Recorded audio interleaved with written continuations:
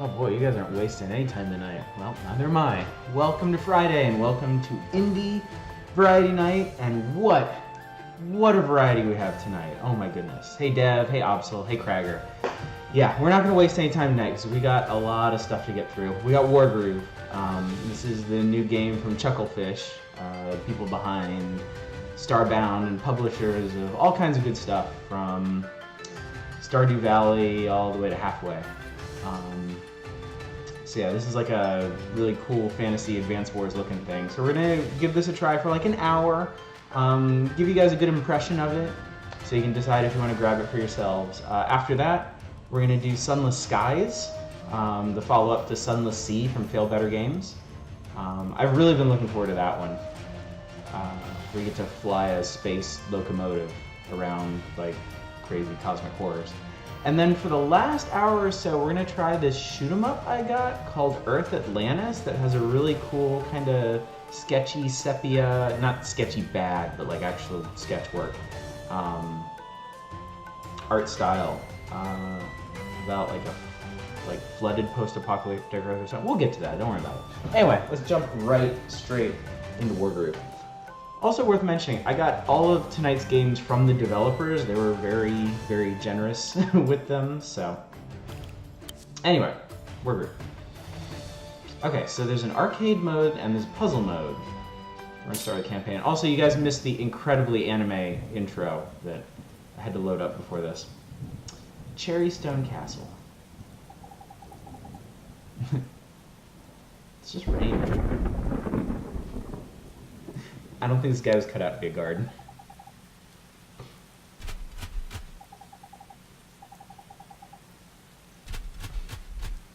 Leave him all alone. Yeah, I love the Advance Wars games.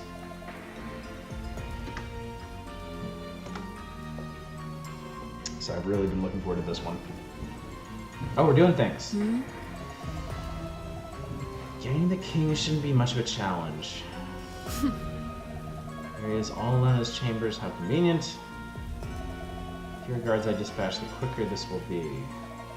Some unfortunate wretches still stand in my way. Alright. Quick.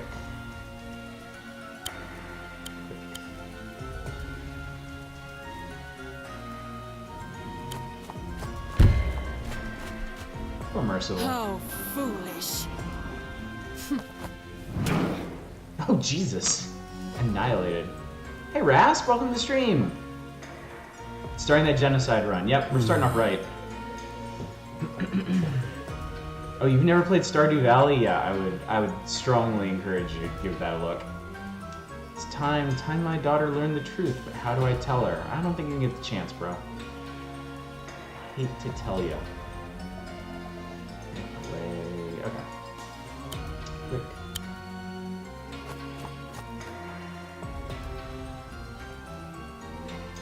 I wonder how many turns he's got to muse.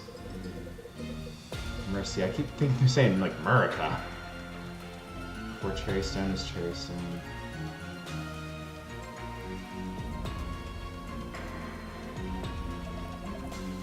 I hope so, Krager.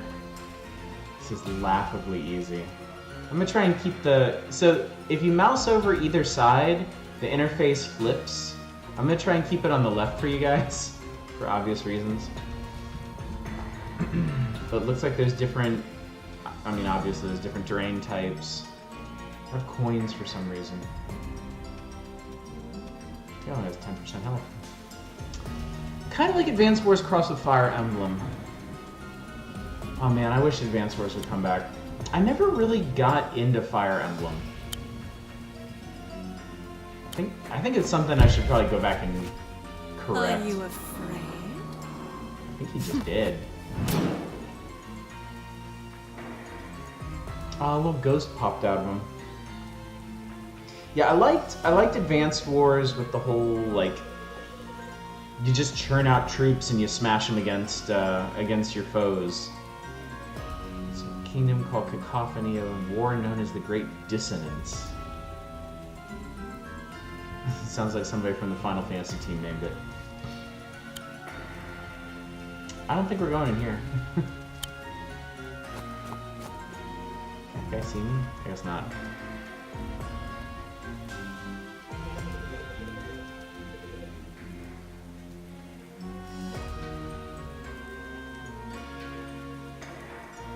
You know, with her ears, she can probably hear everything he's saying, too. Access the overview screen. I just need to select an unoccupied tile and pick overview. Overview. Oh, cool. Shows you the whole map. Assassinate the King of Cherrystone. So many humans. How unpleasant. Yeah, we're the worst. Okay, close that. Like the Advanced Wars, but everyone's called Battle Isle. What is Battle Isle? I don't think I've ever played that.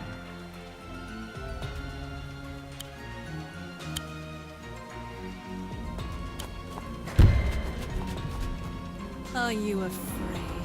It actually switches your side depending on which direction you're coming at them from. That's kind of interesting. Something Advanced Wars never really bothered to do. My little bluebird. I recognize that voice actor. Are you afraid? Of her? Not really.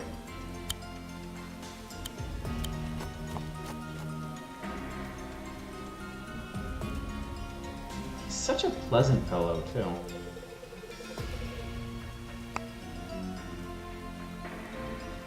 Maybe I should feel bad about this? I don't think I will, though.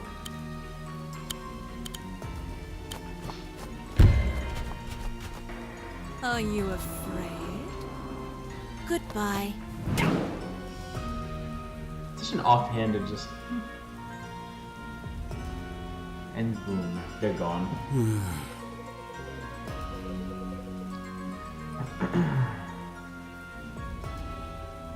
Assassination carries a lot less weight when it's turn-based. Battle Isle is what Blue Byte got famous for before Settlers won. Interesting. I'll have to look that up. I really like Blue Byte as developers. At last. Ooh. How did you... Oh, what? No. Gwat? Oh. It's true. Well, if she didn't, we wouldn't have much of a game, would we?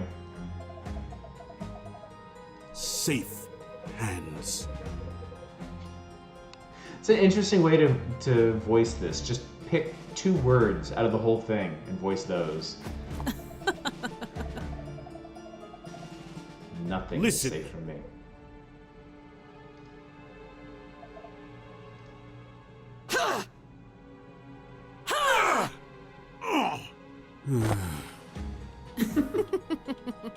They put all their efforts into the efforts. I feel it. I did it! Yay! I killed the defenseless old man. I got S. Apparently really impressed with that. Stars too? Yes. Yes. Your skill with the cherry blade improves yet further. Is everyone called Caesar? Look. Yeah. Lord Amrek. Hmm? Great job killing that old man. S rank, yes. Hey, Marvel Screw. Dude, yes, I am so happy that animated text has taken off. Like, it's a really great way to give the text a little bit more personality. What? No! Oh no. I'm sorry. So sorry, you mean. This is really, I don't know, this is kind of a strange way to... The Assailant appears to have been a vampire. Really?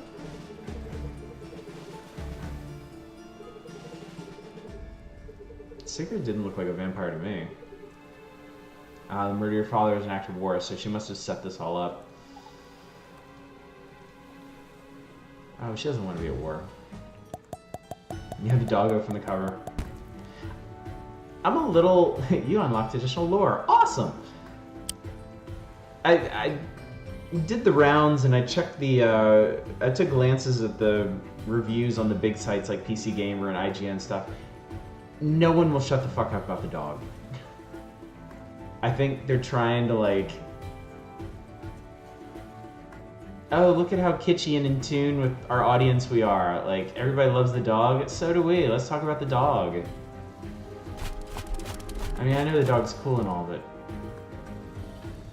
And then sure, Mercia faced their first test as Monarch of Cherrystone. Oh, got the crown going and everything. Catgirl equal vampire. Several months later, wow. Congratulations on your coronation off screen. Do you really think I'm ready to be queen? I have no doubt. There we go. Yeah, I get weirded out when the voiceover is like it has words, but they don't actually match the text. We're pretty careful about that at work when we do voiceovers. Let's go. Yeah, she says I can do this. VO says let's go. That's okay. Just like a sound effect or an effort or a laugh over it, that's fine. You dropped your crown. Now one of the guards is gonna become king. That's how it works, right? I was really hoping to just put it on. That'd be great. Yeah, having a dog is cool. The skeletal warriors or Felheim troops must defeat them all to secure the region. Should begin by attacking the closest dread swords, the unit of swordsmen. Alright. Loop. Loop. Loop. So 54% damage to them, 19 returned. Hey! They're so cute. Notice the numbers that appear next to the battling units? Yeah. To represent the unit's health, they appear when it, when it drops below 95%. So they round it to the nearest 10, just like Advanced Wars. Very well. If I'm remembering that correctly. Filling out paperwork while watching this. I'll be sure to narrate whatever's happening, that they don't narrate. The Queen may interject, and selecting target damage preview will appear above its head. Indicates what damage will be dealt. Sounds handy. The health of the unit suggests more than how close it is to defeat. The more damage it takes, the weaker its attack power becomes. Yeah. Looks like your swordmen do just fine, yeah. Wipe them out before they can counter. Just like Advanced Wars. Attacking units attack first. Knock down the overall energy of the defending units, and then the defending units get a chance to counter. What? Is there no missing in this game? There shouldn't be. If it's taking after Advanced Wars, there shouldn't be an accuracy aspect to it. Hello, I like Resident Evil 2. Good to see you. The dog is extremely marketable, isn't he? I know. The reviewers don't necessarily have to play into that. I don't know, I'm just... Sour grapes, maybe, but I feel like the big sites are just doing that for extra clicks. By leading off with the doggo. Alright. Ha ha ha! Friendly reinforcements. Seems like we're proud of the new unit type. Pikemen! This might be a good time for you to learn about critical hits. Groan. Yes. I hate critical hits. All units have conditions under which their attacks are stronger. Call these attacks critical hits. Never heard of those. Do not worry, my queen. This information is easy to find. How to find information on units crit. Right click. Oh, here we go. Find useful information. This part gives an overview. Slower, more powerful infantry. Critical hit when adjacent to another spearman. Interesting. Huh. Huh. The information box calls them spearmen. The dialogue calls them pikemen. Yeah, deterministic critical hits. That's cool. That's a good idea.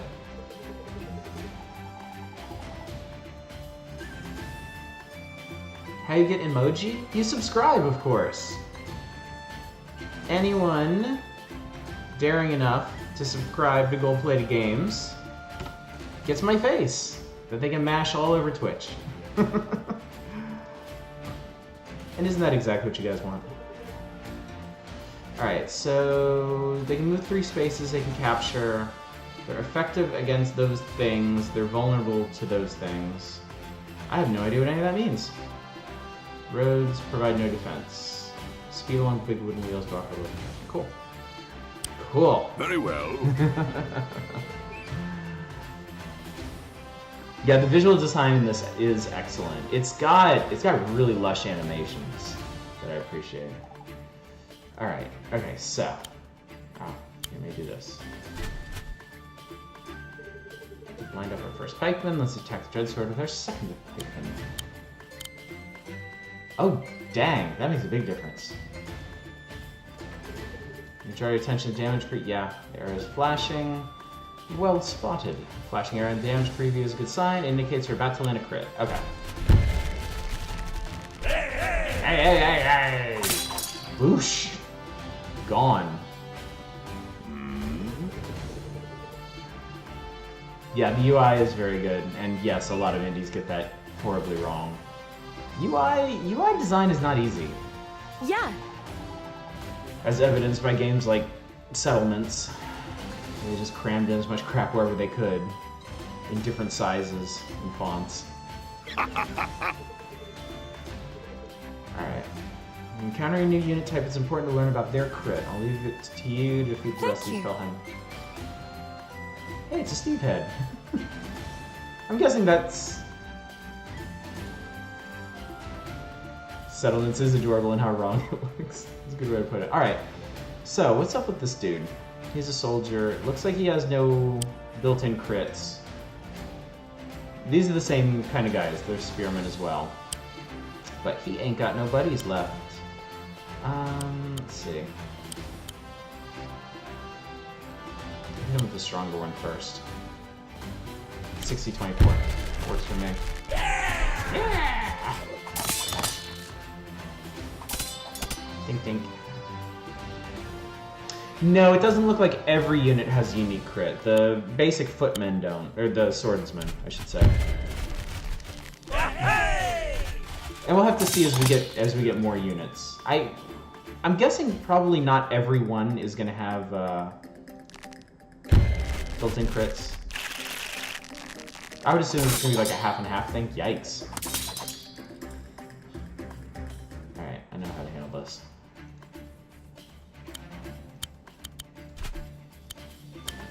Swap. Yeah.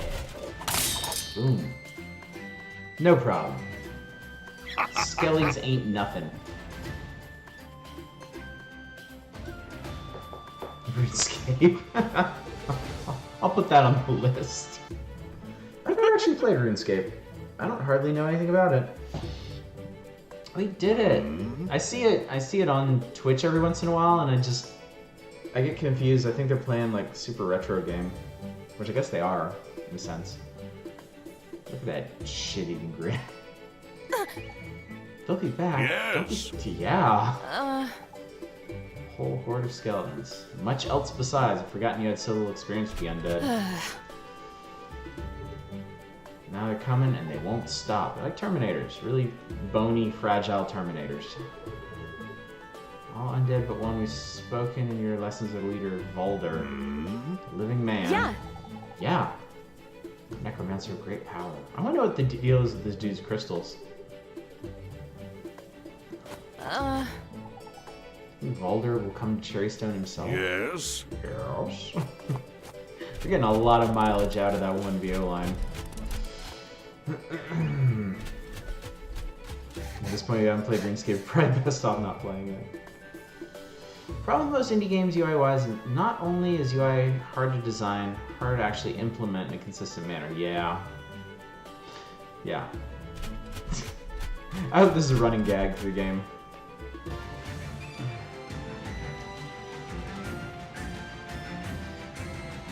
Yeah, Chucklefish definitely has, like, like the foundational stuff down, the programming and like the visual design. Like they've got that down to an art. Those of you familiar with my reviews know I savaged Starbound pretty hard. Because I was not... That was all like actual gameplay design stuff. I did not like how that game was paced, and I did not like how the content was laid out.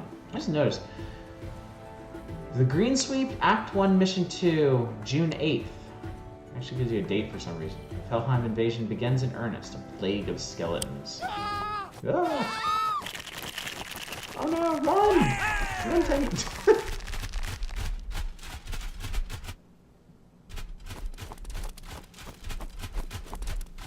No. No.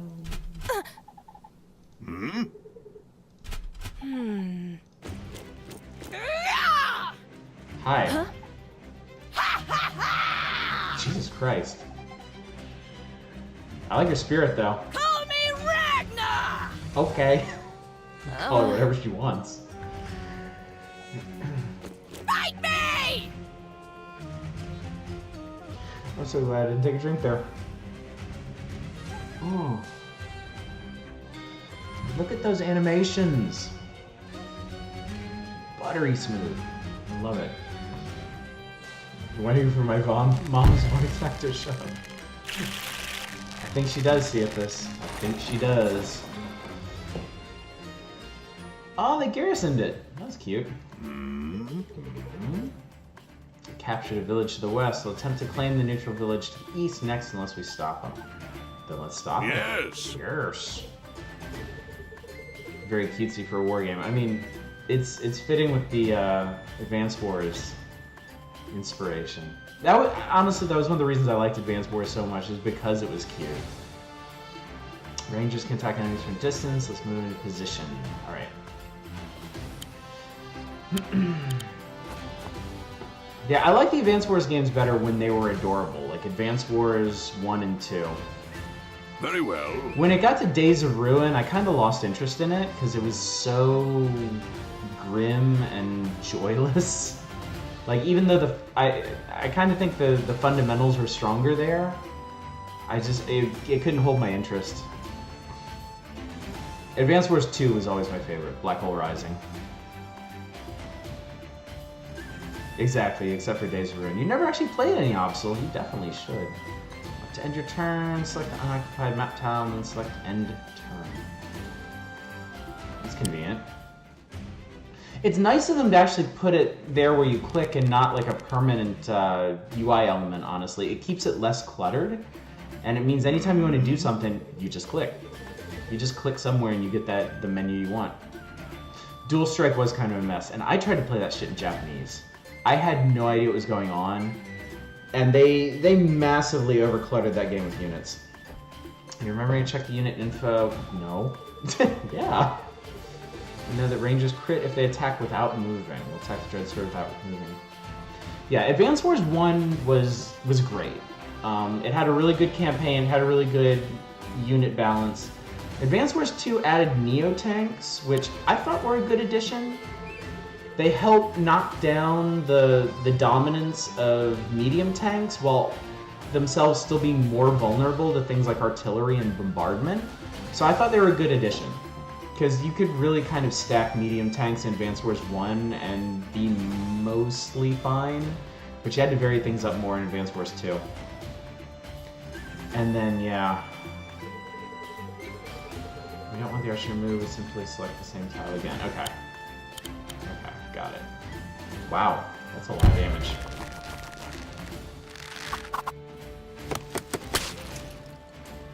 The animations are, Yeah. Some games, they have animations, they only animate part of the sprite. Like, you have, like, your character and then they just animate the arms or something. But they really go all in on this. They animate the entire character, like, hauling back and firing, and then, like, the motion blur as part of the character as well. It's like, it's kind of like old, like, classic cartoons like Tom and Jerry, where, like, the entire, like, the whole character's body is very emotive to whatever they're doing.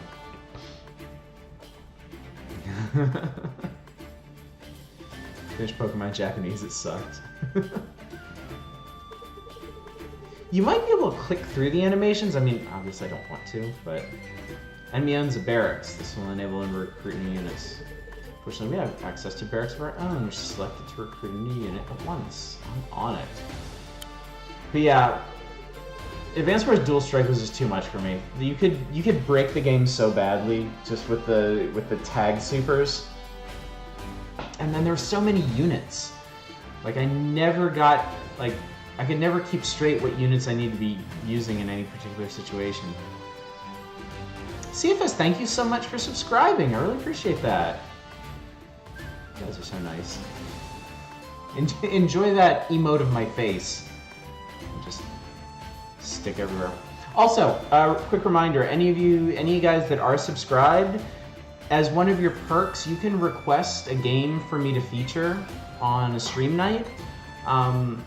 It's not on a particular schedule, but I do have a short list of games that I'll stream that were subscriber requests. Stuff like Yakuza 0, Bad Mojo, Hitman, those were all viewer requests. So feel free.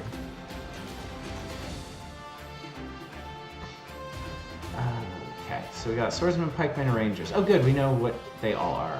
Due to our current funds, I can only afford Swordsman. Yeah, let's do it. Recruits. Oh cool, and then you get to choose where to deploy them. They don't deploy directly on the barracks. Note that each barracks can only recruit a single unit per turn. Yeah, it's grayed out now. I should remember that.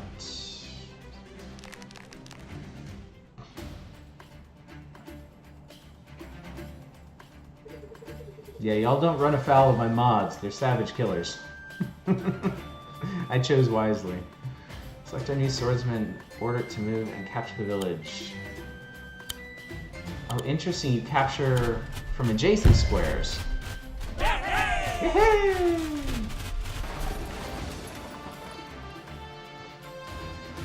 I love the little dude in the window. It's so cute. Villages bring 100 gold every turn, so incredibly important. More gold means we recruit more units. We can cripple the enemy's income by taking their village west. Yes. Bring units straight away and order them towards that village. Okay. These are more effective than others at defeating structures. I advise you to rely on the pikeman's powerful crit for this job. Alright. Got it. Cool. Yeah, I mean, capturing was a huge part of the Advanced Wars strategy. Since you could win battles just by capturing the enemy HQ, and you had ground and air transport units, and you had Sammy, you had a CO that was specifically specialized in capturing units. You can probably find there. So yeah, doing it adjacent, I wonder if two factions can like compete to occupy the same village, or if once one starts occupying it, the other one has to attack first before trying to occupy. Any reinforcements from the north. Okay. Don't move the northern path unattended. Neutralize all enemy structures. Okay, hang on a sec. Okay. Our archer should be able to deal with that guy. We'll move him up. Okay, we can make another pikeman. I want to send our swordsman up. And send the pikeman over, because I'm going to need two of them for the crit thing.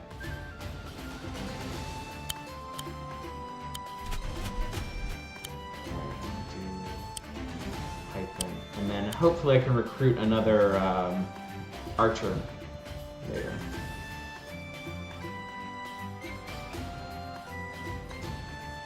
Okay. Oh my god, it's already been 30 minutes! Time flies when you're having fun. Mr. Skelly Man. That's not smart.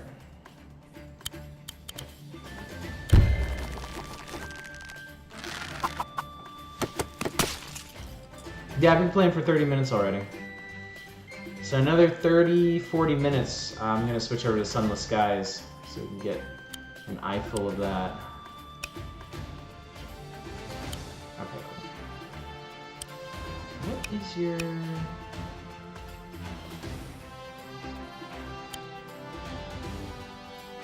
Okay, give me 3 spaces, so... Okay. If I move him up, and he can make it up in time to boost his buddy, you can go up here. And I have enough for another archer. That's perfect. Ranger. Ranger, I should say. Alright. Yeah, this could be super engrossing. I don't know how many hours I spent playing the Advance Wars games. Advance Wars 1 and 2, I beat them. I beat the campaigns.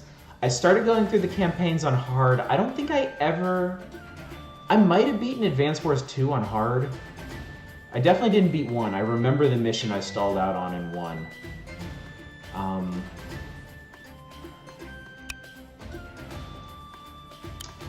Can't quite get up to this guy. You can move 1, 2, 3. So I'm actually going to pull this guy back and bait him out. Oh, you can hit that dude, though. Oh, no, you can't hit that dude. Can't you hit that dude? Oh, no, you... Ah! So it's showing I could hit him if I move, but I don't want to do that. Because they'd be able to attack him directly.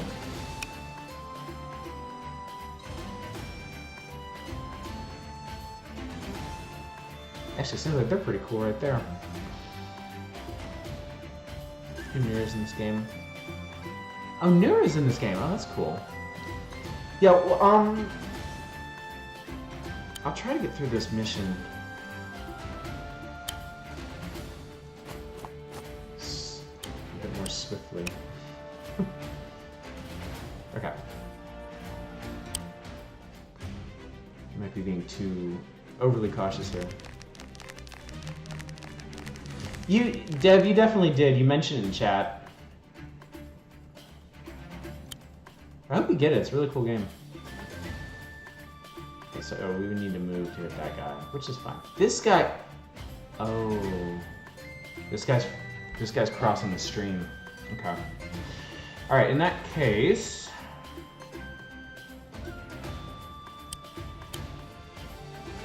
They can do 60. Okay. Okay, I got this.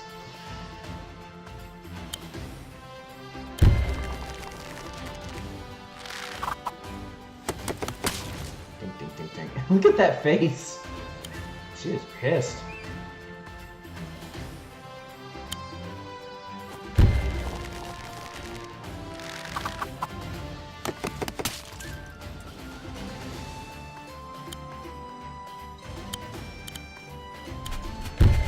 We're gonna find out if Rangers can counterattack at all. Yeah, I wasn't expecting that either, Opsel. Alright, so in that case, I'm gonna move these dudes up. And I am going to get another Ranger to help protect the village. This looks like Wendy from Gravity Falls. Oh, she kinda does, doesn't she? That's neat. Okay, villages can fire back slightly. Come on, punch him! Punch him! Nice! Alright, good. Rangers aren't helpless. More beat up version, yeah. Just like Wendy from the Weird Apocalypse. Alright, so...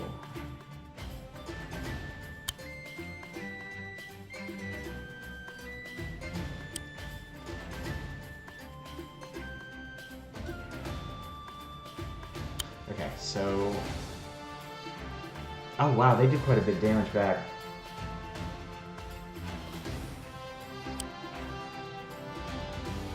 Oh, they do like no damage back. Okay, that's cool. Alright, so we'll do that then. I was not expecting villages to be so fortified. It's interesting.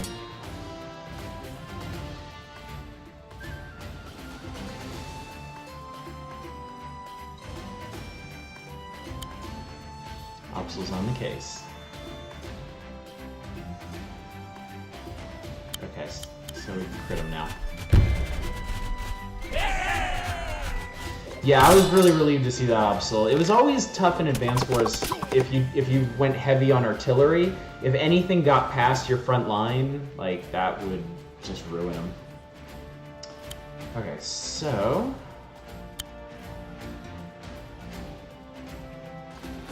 hopefully this won't get these guys killed.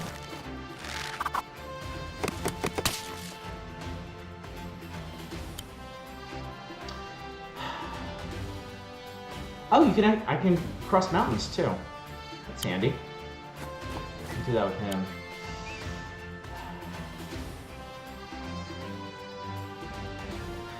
Guessing I probably can't cross. Hang on. Wall. While projectiles can travel over walls, units are unable to. Seas, open water, accessible in the air, and naval units. That's what these icons are. It's how many movement points it takes for different types of units to cross them. On foot, mounted, air, and water? Only accessible to those on foot. Interesting, okay. So then, yeah. 3 on foot, 1 by air, okay. But that's cool though, it makes the battlefield more dynamic. So we'll pull these guys back. And... might as well make some more of these guys, because why not? Alright.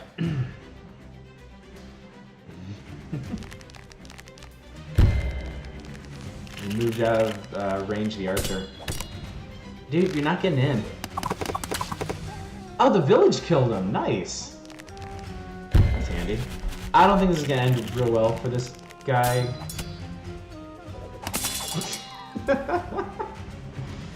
Yeah, no.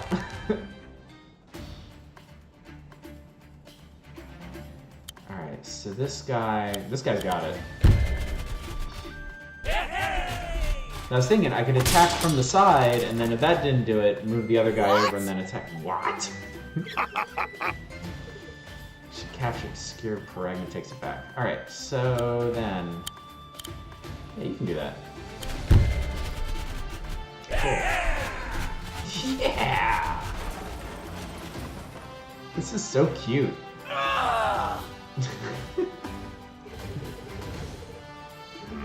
No income. You'll notice the capture structure never begins with full health. In fact, it starts with the equivalent of half the capturing unit's health. That's interesting. Unit 40% health capture the village. Village starts at 20.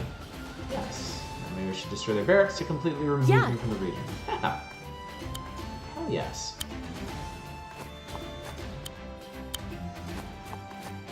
We're just gonna swarm them.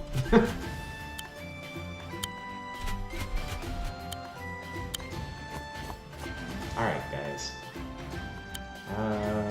Why not? I'm rich. I can do anything. So you want to capture the same turn you defeat a village. You need down more than 1 unit, yeah. Hieronymus, thank you so much for the wall of bits. Much appreciated. Alright, so... oh good, we can...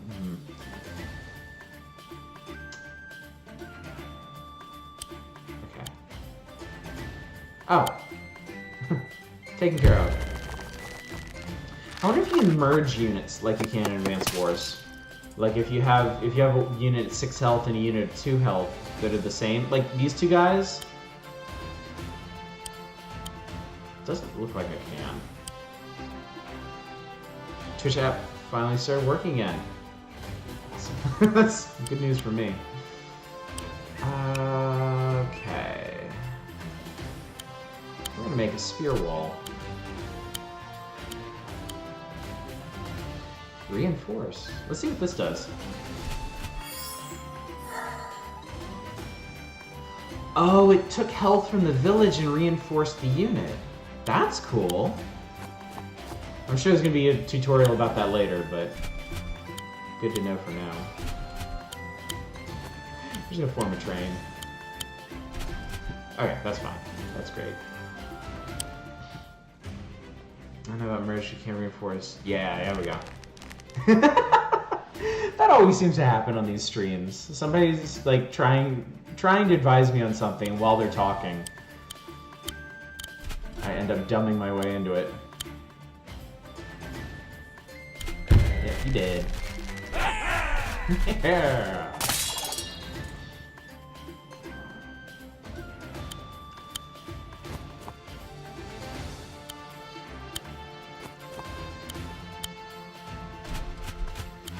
Okay, so apparently units can't... It only works one way. Villages can reinforce your units, but your units can't speed up the healing process of villages. Yeah, crits do seem to be super important. Because that village would have messed us up. It's funny to say, but that village would have really messed us up if we hadn't done that. Okay. So let's see. You're at 4. Move you up there. I might be able to kill this guy. I know, yeah, that was 10 minutes. This goes fast. It's so much fun.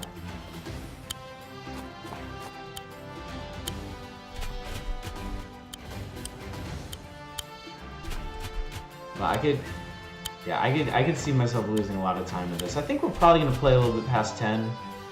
I definitely want to do at least one more mission. I'd like to do 2 more, honestly. To give you guys the best idea of the spread this game offers.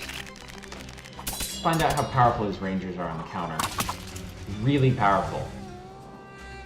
They took him out from 30% health. That was significant.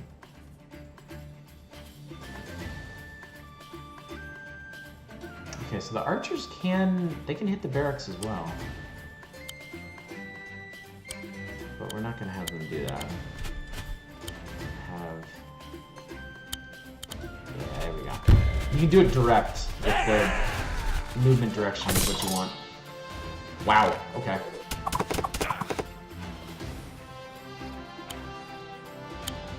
I think we got it.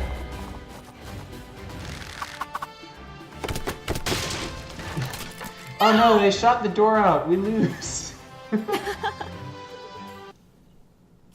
Aw, she face planted. Chatter. Go away. Go away. Poor Ragna. Almost feel sorry for her. Huh.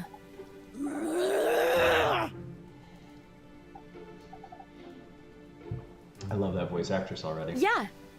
Yeah.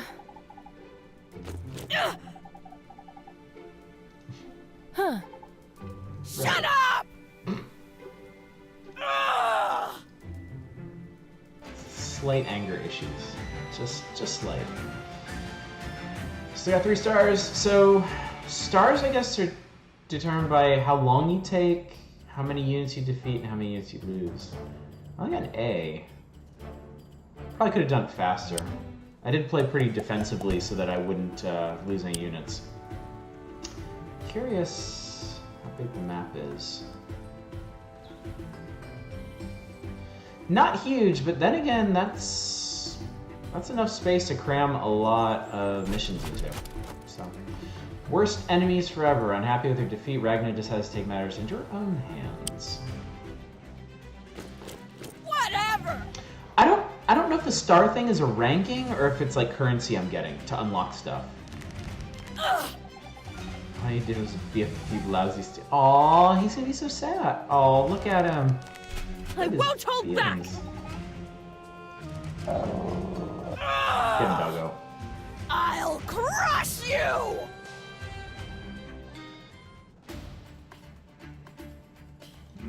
Oh, we got a new unit.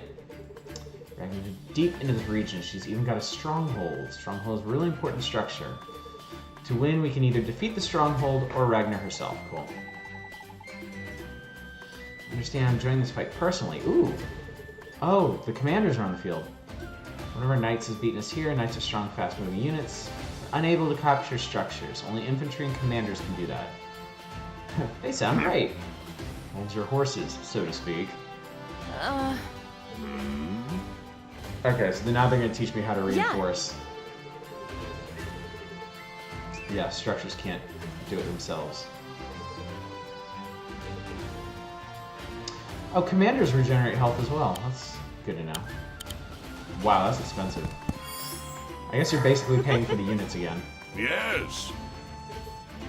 Reinforcing a unit costs an amount of gold proportional to the unit's value. The health restored to the unit is taken from the health of the structure. Okay.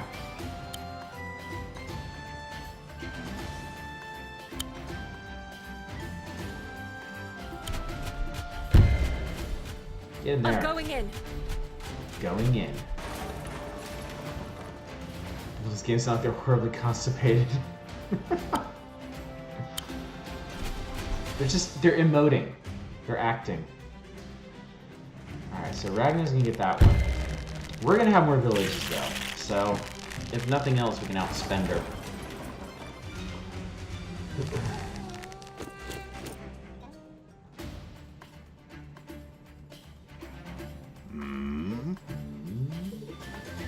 Easily take down most infantry units and enemy structures single-handedly. Make the most of your strengths as a commander without risking your neck.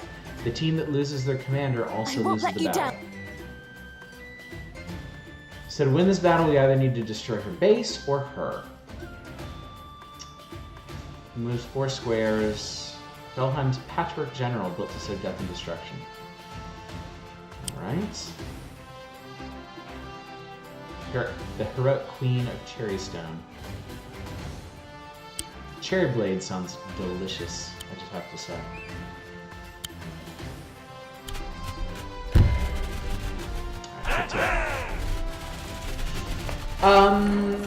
Commanders were not units in Advance Wars until Days of Ruin, I think. COs were just there for their powers in 1, 2, and Dual Strike.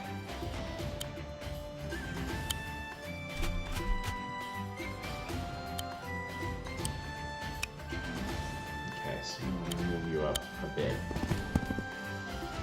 And then... Alright, so we're getting... I want overview. Alright, so we're getting 300 a turn. Can't afford rangers yet. Math is hard. Okay, if I do another swordsman, I can get a ranger next turn. Do that. How do knights crit? Oh, let me check. Good question, Obsol. I didn't check. Do you get different rewards depending on what you choose? Because if not, that's disappointing. Probably not.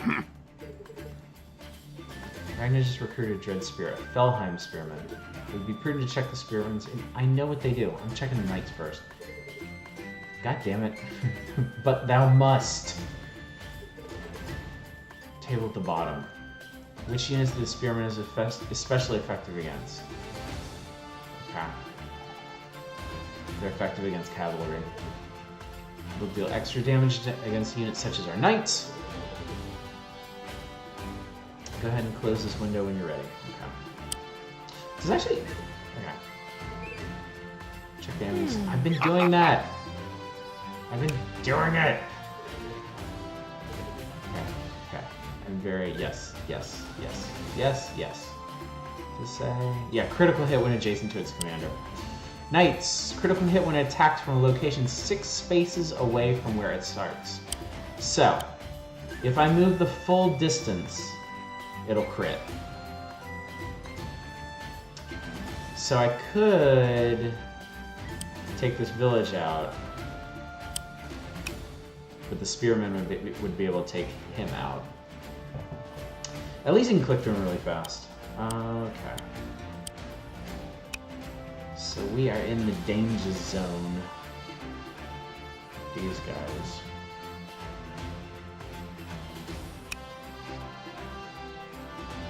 All of them, in fact.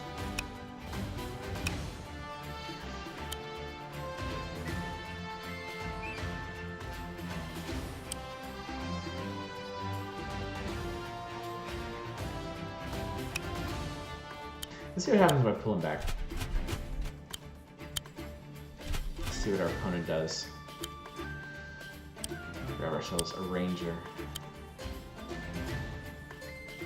Okay with unskippable tutorials, as long as you can skip them on New Game Plus. Yes, that's a smart way to handle it.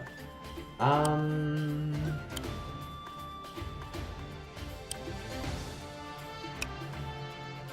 would you be able to strike? Vulnerable.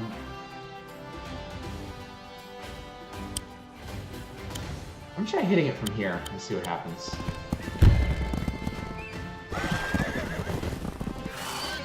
Oh, it's only at 7 health, so we just busted it. Get that back! Alright, so we'll starve her some coins there.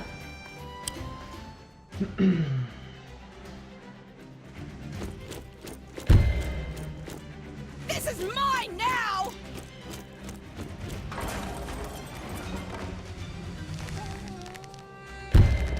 So much damage this does. Not too bad. I think that was a good trade. Alright, so now they're all... Interesting. Yes. Maybe able to use this. Different terrain types with different advantages. You may notice. Slow you down. Notice how units struggle with mountains. Defensive units. Yeah. Yeah. Okay. Yeah. Great. Okay, roads, no defense. Mountains, tons of defense. Forest, lots of defense. Cool. Okay.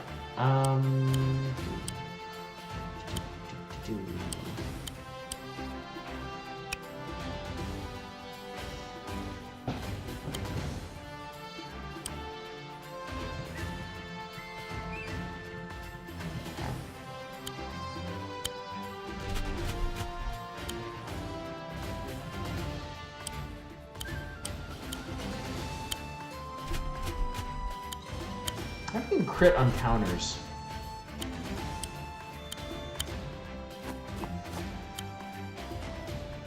Let's see.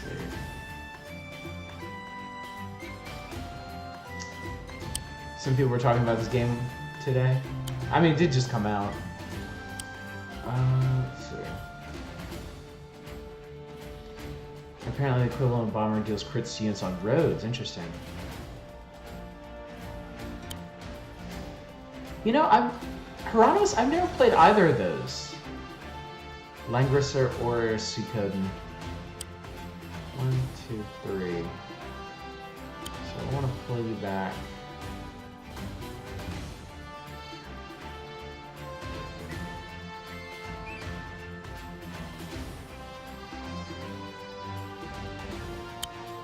Pull you back to here. And then, yeah, I'm gonna wait and get another knight next turn. Let's see how that goes.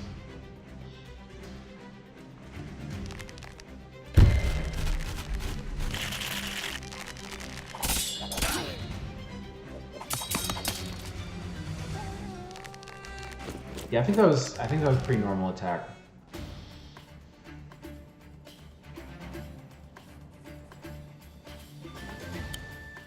All right, so we can have. Okay, can you hit him?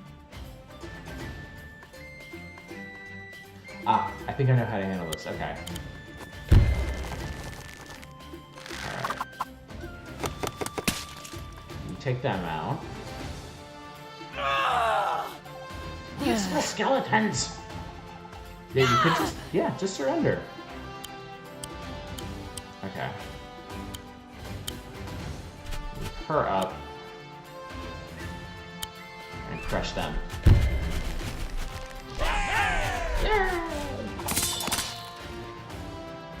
Alright. And then hopefully we'll see if he can take a hit from Ragna. It's a little concerning. Put you right on the road there.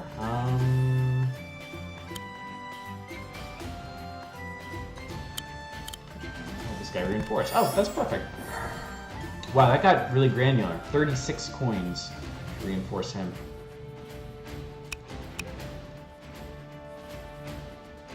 Well, that was weird. Wasn't the whole deal. Oh, that was all I could afford. Ah, okay. Could hit you. Holy Jesus.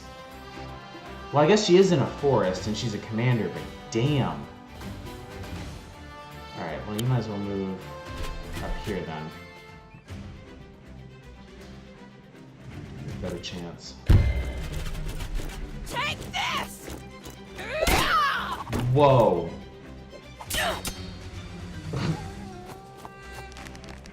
That's not good. Okay, so... Wow, 10%. I can't find out how much she'll do. Woof! Okay.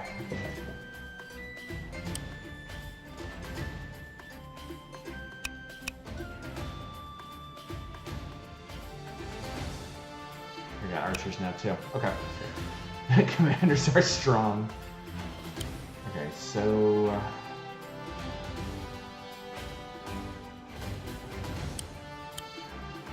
1%, that's adorable.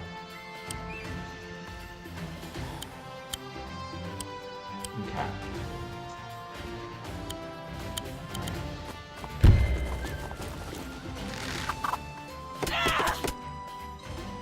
Better than nothing.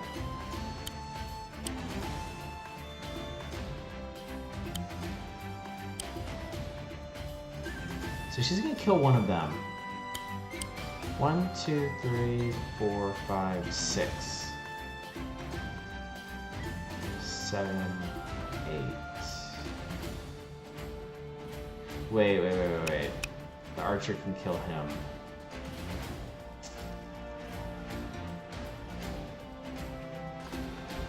Okay.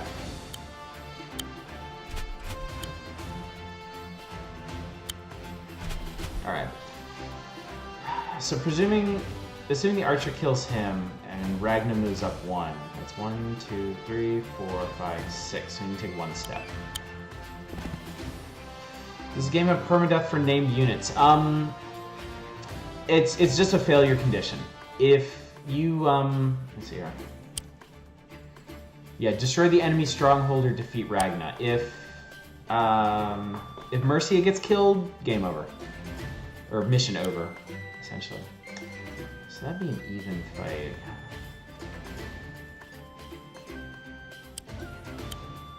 Okay.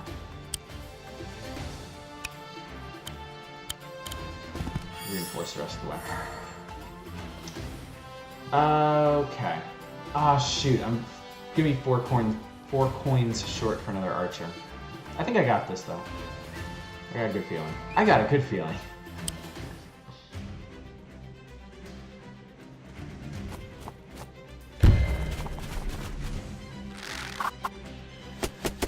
Hit the back row.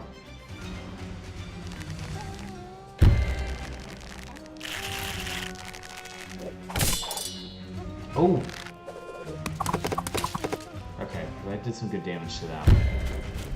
Get out of my way! And you did.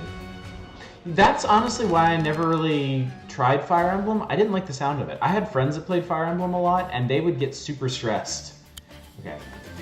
Okay, I can do 45% to Ragna with my commander. Archer only does 14. That sucks. I could almost take out their archer. And she was smart. She didn't get in range of my cavalry. Alright then. 1, 2, 3, 4. So she can't reach my village.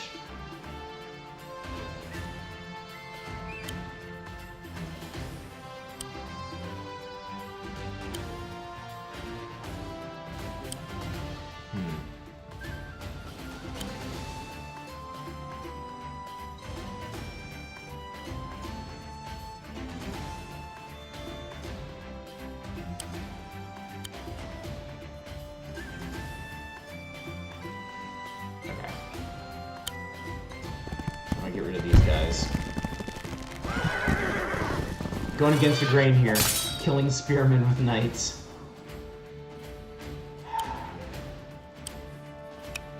Could flank her.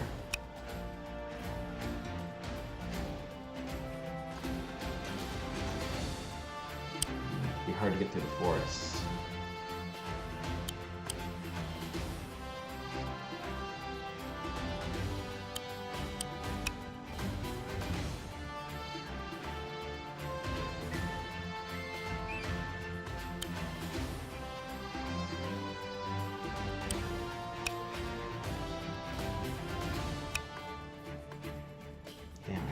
get some of these guys out.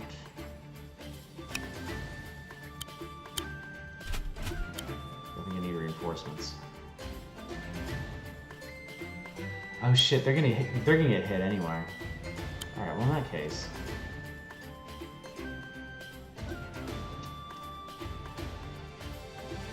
Alright, do what you can.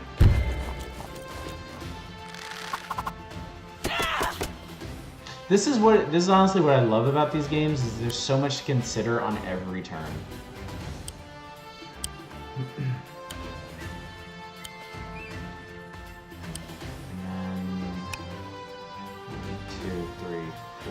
Assuming you get through. Alright.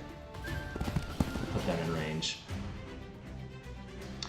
Careful remounted troops versus lancers. That's how Murat helped to lose Waterloo. Yeah, but he didn't have a preview to work with. Alright. Well shit, now she's on mountains. That's gonna be a pain. And I am 19. God, she's beefy. Oh, wait. 1, 2, 3, 4, 5, 6. Okay, mathematically. 29. I could really fuck these guys up, though. But that would put them in archer range.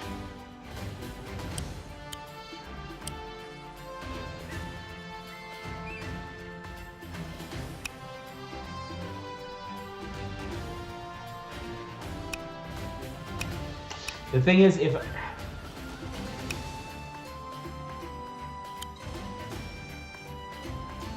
I could get Mercia into a more defensible position, that would be one thing.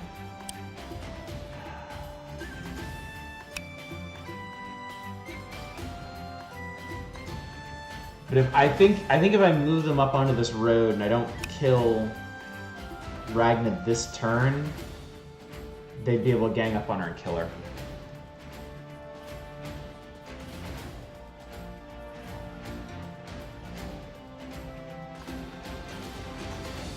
I'm gonna make her move up and try to take the village.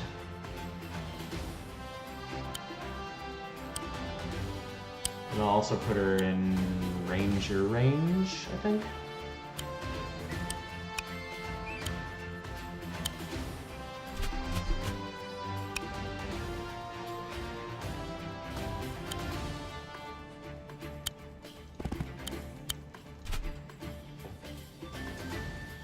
The thing is, I don't want them to get the first strike on her.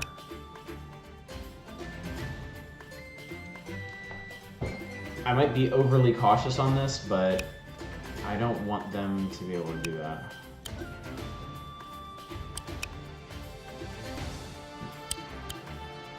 I also might be able to feint some of them out. I'm moving this guy up. We'll see how this goes. Forest and that's what I thought she'd do. Forest and mountains give huge defensive bonuses. Mountains are the best. They're 4 shields, which is why we could only do like 30 damage, like 30% to her, even off of a crit. We should be able to get her now.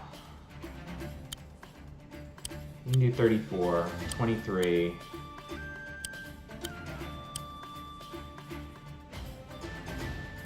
And they won't really be able to hit back, is the thing.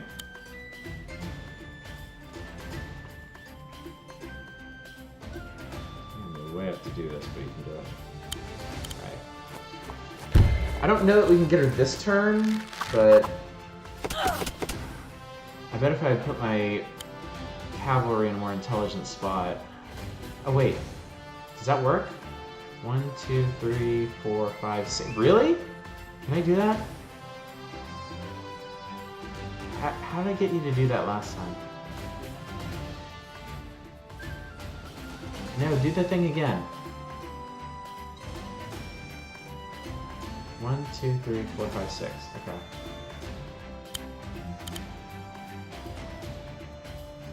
It's weird.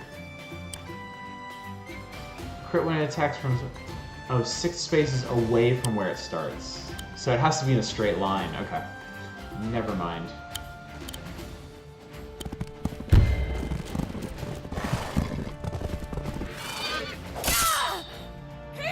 she's at 50%.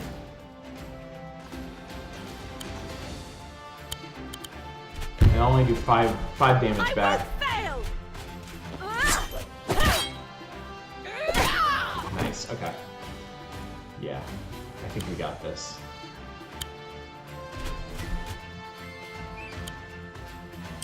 Spawn another Python just because.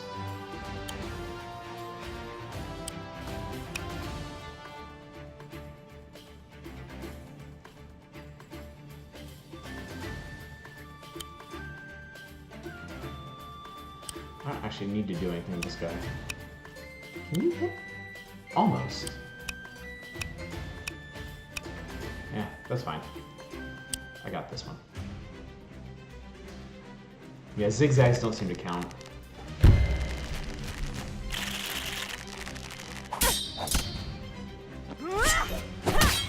Damn! No! The arch is pretty powerful. Is that it for my knights? Yep. Oh no! Dink. Odyssey plays Suikoden 2 if only for the Luca Blight battle. Okay. Alright, oh, she pulled back. Nuts. Okay. That's okay. My archers can take these dudes out.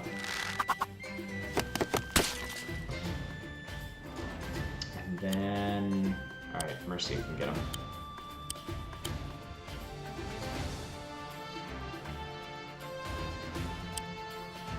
Actually, I can give Pikeman the kill.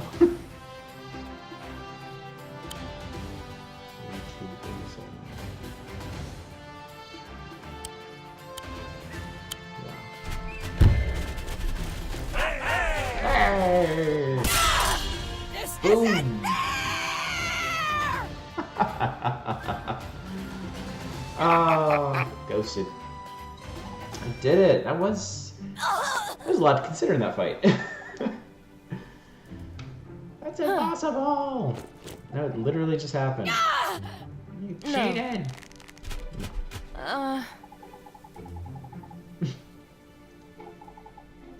Okay, we're leaving now. Yeah!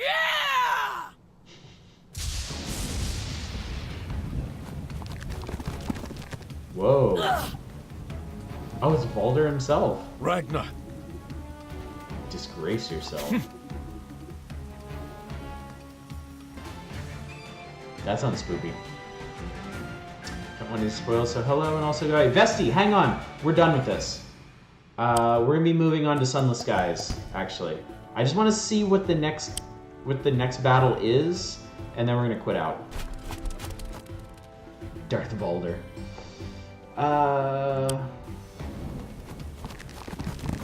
Oh, face to face. Well, can't argue with that. Have a good one, Bessie. We meet at last Queen Mercy of Cherrystone. It's Baldur. I mean, just look at that mask. Baldur! Mercy seems surprised by literally everything. Ragnar's power of Alexis. You don't say. I fall short on neither.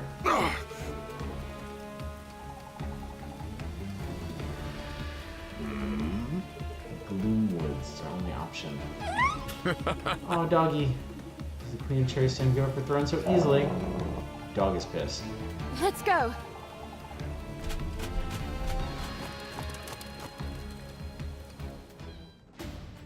Huh?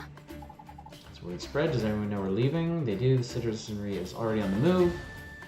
Oh, it's a citizen! We have to get them out of here. Best use the wagon to ferry them towards our stronghold. Vehicles like these cover a lot of ground on roads, especially the fastest way to reach the front line. They're APCs, basically. So you climb into this one yourself and then order it out towards the village.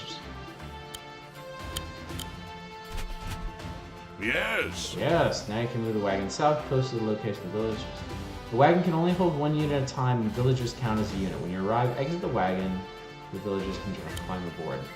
Wow. Yeah, I know. Shut up.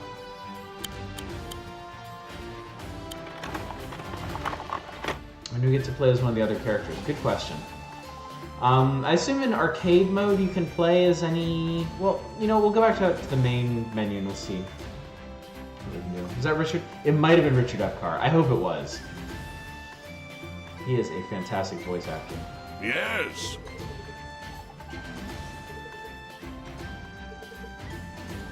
Yeah. Okay, so let's bump on out of here. Let's see. Yeah. Okay, so let's see here. Arcade is still locked. Puzzle is still locked. So it looks like we have a star rating up here in the corner. There's a multiplayer. Let me see real quick. Select map. Okay. Okay. Looks like we have 12 commanders. Yeah, 12 commanders to start from. 3 for each faction? I guess? Okay. I don't know. Presumably we'll get to play as different ones during the campaign, but I don't know how far into it we need to go. Alright. And there's custom content. You can make your own maps and stuff. So, yeah. That's Wargroove. That kicks ass. That was really great. It's definitely filling that Advanced Wars shaped hole in my soul right now. So yeah, I am really, really, really looking forward to playing more of that. So yeah, all right. We are gonna pop over now to Sunless Skies. Which I have been looking forward to for a while. Valder has an off-brand plague mask. I was actually a really big fan of Sunless Sea. I know a lot of people were kind of not so hot on it. I liked playing it. I never got very far in it, to be completely honest. It was too difficult. It was too grindy in its roguelike form, and it really discouraged people from playing in like the not roguelike difficulty, which I think was a huge misstep for the game. But the actual content was fantastic. I didn't mind the pace of the game that much either. I thought it worked really well for the setting, how ponderous and everything was, and how you always kind of felt vulnerable. All the games these people make are grind. Yeah, it's true. It's something you have to be prepared for. Yeah, my big problem with Sunless Sea was the permadeath, was how much stuff you lose when you die. But apparently that's not such a big issue with this one. So that's a pretty neat setting too. So let's have ourselves a look.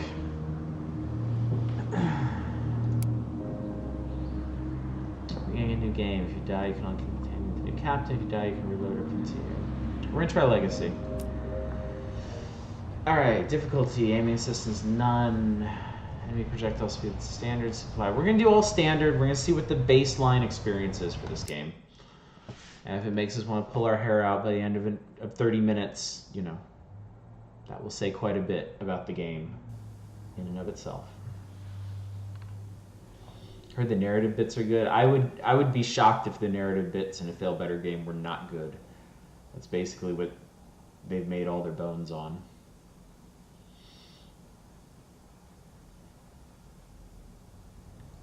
Log of Her Majesty's Locomotive the Orphean, March 14th, 1905. Our expedition to the domains of the dead has been eventful. The Orphean is damaged and in grievous need of repairs and supplies. We are returning in haste to the Reach, where I hope to make port at New Winchester. May God be with us, for 1,000 deaths wait in the sky.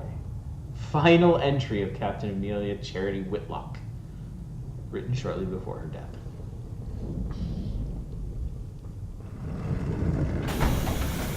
You cannot fault these people on the style. They know what they're doing.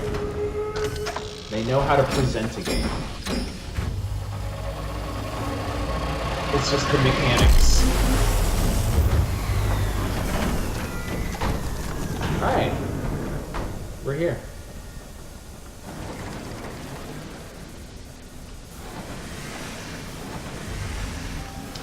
March 15th, you return to the Reach, an untamed sunless span of the heavens, London's new frontier.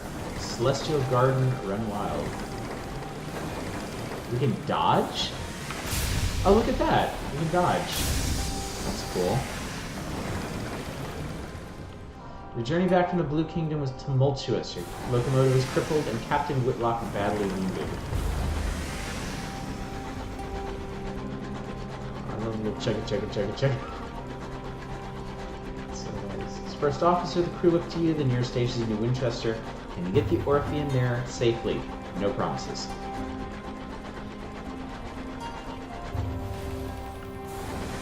Right away, the graphics are pretty fantastic. Much to the relief of your stokers, you find a barrel of fuel among the detritus, I think is how you pronounce that. The wreck drifts here, less fortunate even than you. We should scavenge her for repairs. The wreck of the Ozymandias. Look upon my work, see mighty in despair. The wreck hangs in the sky, pocked with recent gunfire. You and the boarding party don your sky suits, garments of waxed canvas lined with felt to protect against the cold of the sky. To the crew whispering as they dress, what business did Captain Whitlock have in the Blue Kingdom anyway? Silence him, now's not the time. Leap across to the wreck. Alright, so this is an example. We don't have an option here, but we will eventually have dialogue options. You jump, your stomach lurches with vertigo as the stars blazes above you and below. The air of the heavens is thin and torn by unpredictable winds. Your boots hit the running board of the Ozymandias, and your leather-gloved hands fumble for a hold. Your companion throws you a line, lash two engines together. Your interior is cold, unlit, and whistles with wind. Your party's lamps spread buttery light over the narrow, paneled passages. Stepping over bodies crumpled in the corridor, yikes. The way is blocked, the bulkhead has been mangled inward. Clear the obstruction away. Test your iron skill. Lead your party on a more precarious path. Veils. Your veils gives you a 75% chance. Your iron. We'll go iron. Buttery light. Light and buttery. Welcome back, Dev. No worries. We're done with Wargroove. We moved on to Sunless Skies. Locomotives in the sky. Strained against the stubborn steel, you remember an event from a year ago. Boiler explosion trapped an engineer. The captain was first on the scene. You managed to pry the record upward. Alright, so we cleared away. We reached the Ozymandias' hold, ruined a smashed cargo, and spilled supplies. Conduct a thorough search. Find enough food and gear to restock your supplies and enough spare parts to make necessary repairs to Orphean. Food will need to be thoroughly thawed, which would be even worse in the skies. We found a cannon. Battered birdcage. Within the cage, something winged and furred opens a sullen eye. 4 supplies, 15 hull. Ozymandias emits a long juddering creak. Nervous glances from cast of its hold, you retrieve repairs and supplies and discover some useful equipment. A gun that can be mounted on your locomotive and an educated bat. Not the Jerusalem cannon on the Orphean. Her own weapons were damaged during the flight from the Blue Kingdom. That leaves you vulnerable. You claim both this and the bat. The very defiant bat and employ it as a scout. The heavens are wide, so locomotives use scouts like bats to locate things of interest. You can claim both this and the cannon.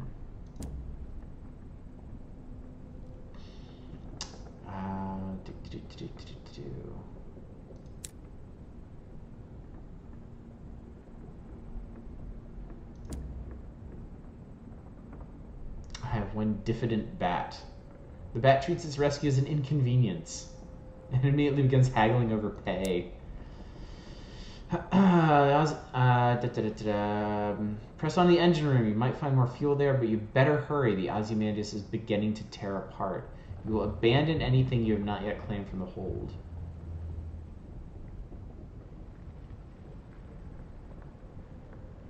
We're in return.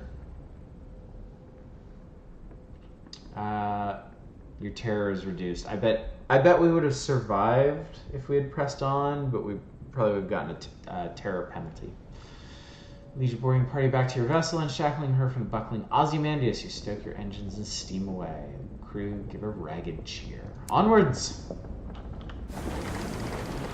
I see our little cannon on the front there. Press F to send out your scout. Cost supplies. So it looks like 17 supplies in the... Wait.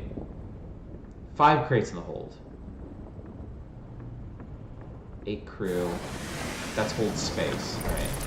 You guys are back. Same mechanic in Sunless Seas. Your scouts discovered something. See what it is. Open your chart. Okay.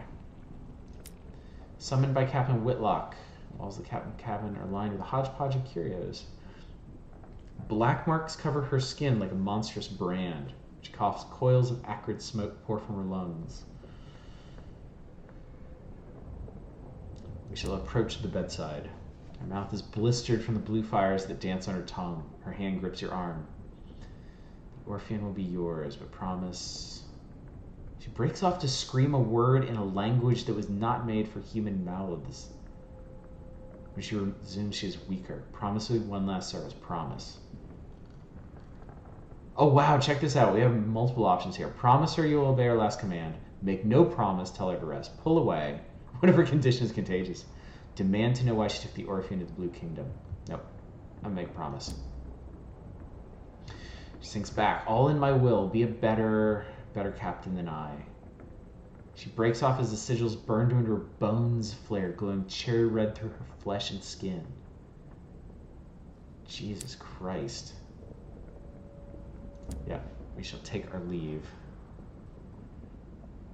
New Winchester is further than you'd like, and the captain hasn't long left. Alright, chart. Tab. Alright, so this is the Reach. What have you found here? We found a station this direction, so I guess that's where we'll be heading. Primary fire.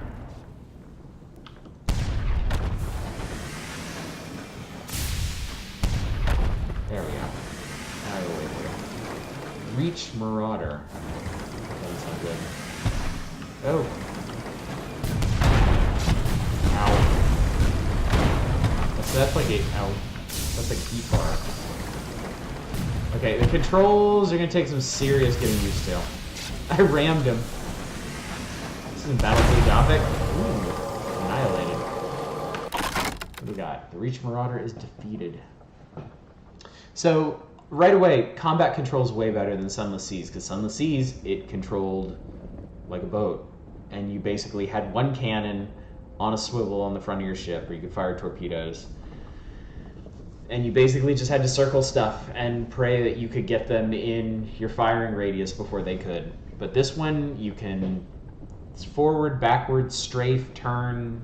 You have a lot more options here. It's good.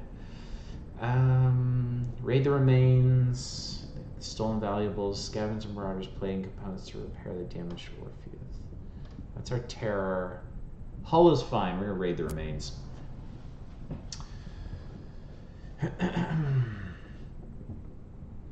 Oh yeah, if you guys are not familiar with the Fallen London setting, it's one of the most creative cosmic horror settings out there, I would say. It's extremely deep. There's a lot to it. Lovecraft is doing them a huge disservice. Yeah, they have spiraled way past that. Yeah, 41 sovereigns. Excellent. Good. Cool.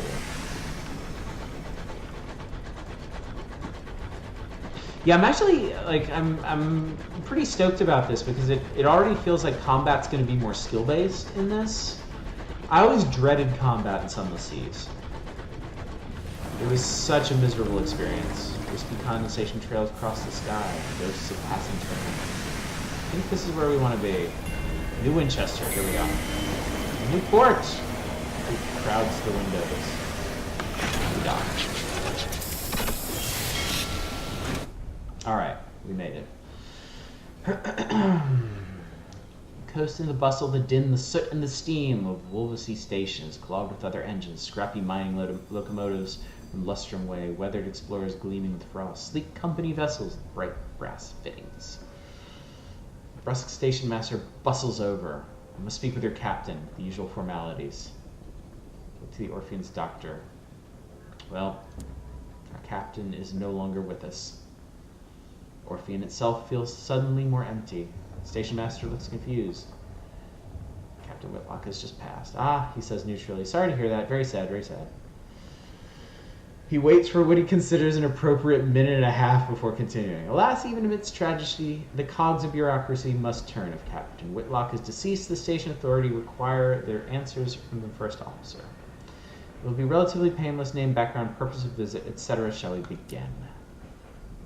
So I guess this is where we customize our character. Create your captain. I'm going to let you guys pick. Street urchin, soldier, poet, academic, priest, sailor, ministry auditor, revolutionary.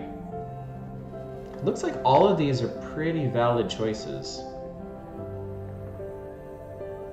They just boost specific stats. So if you guys have any preferences, tag yourself. There you go, Just Ground. Also, hi, welcome to the stream. Hieronymus says revolutionary priest, Obsol's revolution.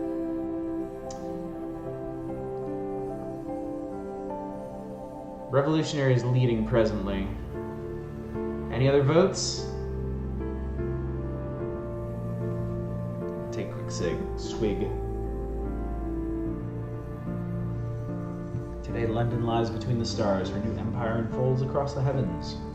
But 10 years ago, before the Northern Gate was opened, before the renewed Empress led her people into the skies, it lay in a vast cavern far beneath the earth, deep, dark, marvelous. Who were you then? So apparently this leads directly off of Sunless Sea. Alright. You were a revolutionary. The law offered you no protection. The engines of the state were set against that which you knew to be just. With your feet and your fists, with your mind, with your art. First one to call us out gets it.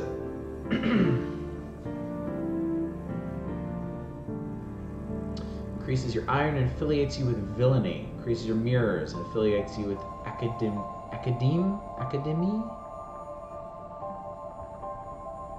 Going with mind, as Obsol so calls it. Choosing ambition. What does winning mean to you? Wealth, fame, or the truth? We're going to go with consensus on this one. You press the mic button.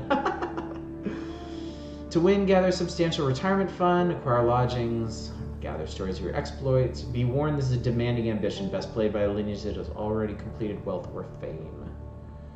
Truth, fame, fame, fame. We are going to be famous. Famous AF. Alright, I'm going to pick our appearance. We are going to...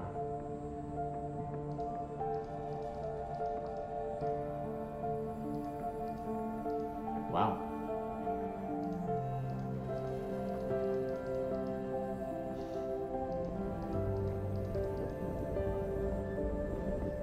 I like that. 16 different brows in this game. Pointed nose. Oh, yes. Oh, yes, indeed. I like this. Turn of address. Sir... or Sir Oddish. Always truth enough, very shameful. Alright, here we go. You're a revolutionary. With your mind, you seek fame. We are Oddish. 10 iron. I can't remember what all these are. I think that's 25 veils. Something. We'll figure it out. True Lovecraftian horror, free to play browser grind. Yeah, I never actually tried Fallen London itself. I always heard it was a little too grindy for most people. I always wanted to after playing Sunless Seas, but I just didn't have the time, really. Officers and mascots. In addition to your ordinary crew, you'll now have an officer or perhaps a mascot. You'll need to formally appoint them before you can benefit from the skills. To do this, open the officers panel while in port. Excuse me, 3 weeks have passed. Captain Whitlock received a simple memorial service. Her body was consigned to a necropolis train bound for the Serene Mausoleum. Now you sit with a handful of her relatives and threadbare officers, solicitors. Captain was wealthy once, but squandered her capital on mysterious expenses before her expedition to Blue Kingdom. I clearly want to know why I'm here. In a final codicil, Captain Whitlock confirmed the purpose. I was never meant to be a narrator, I don't think. The Orphean was to pass to its first officer. This includes a certain black box containing the Orphean's hold. Captain Whitlock's final request was that at a time of your choosing, you transport said box to an address in London and deposit it there. You are not to look inside. She gave no explanation, and that's it. Your captain now. The Orphean is yours. You can investigate the black box at New Winchester. You can take the box to London, or you could sell it and be done. You've been bequeathed a large black box with one belonged to Captain Whitlock. You've gained 100 sovereigns. We're taking it to London. I have so decided. I made a promise. I'm going to keep it. Clamoring Central Station. Explore the city. Recruit the incautious driver. I specialize in test driving, but I'm looking for something quieter. An opportunity. The fastidious inspector. Investigate the black box. It's a casket of black basalt. Longer than you are tall, unadorned with a single small recess that contains a keyhole. Follow your ambition, the song of the sky. Repair your locomotive. Hire on crew. So let's have a look at what we've got. Your hold. This shows your current cargo and any prospects you've accepted. You can also change your locomotive's equipment and jettison your unwanted cargo. Alright. Orphean, spatchcock, reclaimed locomotive. 24 of 30 armor. 8 of 10 crew. Fuel efficiency, economical. Of Cottrell and Hathersage, Jerusalem. Bring me my spear, O clouds unfold. 2 fuel, 4 supplies. We're going to need more than that before we leave. Possessions. Minimum safe manning number, 6. Alright. Profile. 10 iron, 10 hearts, 17 mirrors, 25 veils. You have associates among scholars and scientists. Events. Dominant the reach. Who rules his ring domain? Whew, okay, that's a lot to keep up with. Good night, Dev. Thanks for coming out, buddy. Journal. Okay. Officers. Here we go.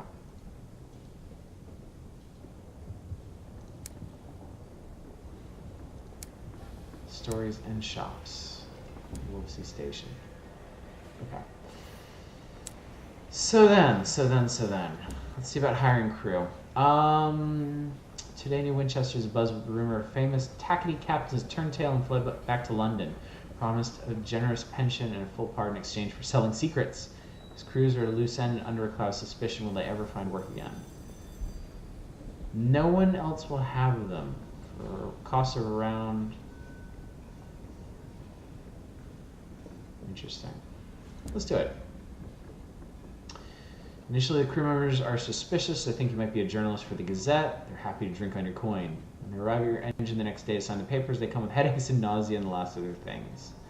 An occurrence. Your crew quality is now 10. Onwards. What's up with you? Officers require a sign-on free. This will get you a chief engineer who will increase your iron by 6, your hearts by 2, and your affiliation establishment by 1. Let's give it a try. Delicious potato chips as currency. I recently parted ways with the Windward Company. Personally, I think a crash a week isn't so bad. They disagreed. Oh well, live and learn. Alright, so let us... No, not options. Fool. Alright, good. What is this? Okay. And then you have options with each of them as well. We could choose to gamble with them. Perhaps not. Alright, let's explore the city. An opportunity to learn about trading. Visit the Promise of Days, a club where seasoned captains gather, trade stories, and share advice with young skyfarers. Inquire about the Winchester War. How goes the war? Open the corpse. I am not opening that box. I'm keeping my promise to the captain. On a later captain, I may allow...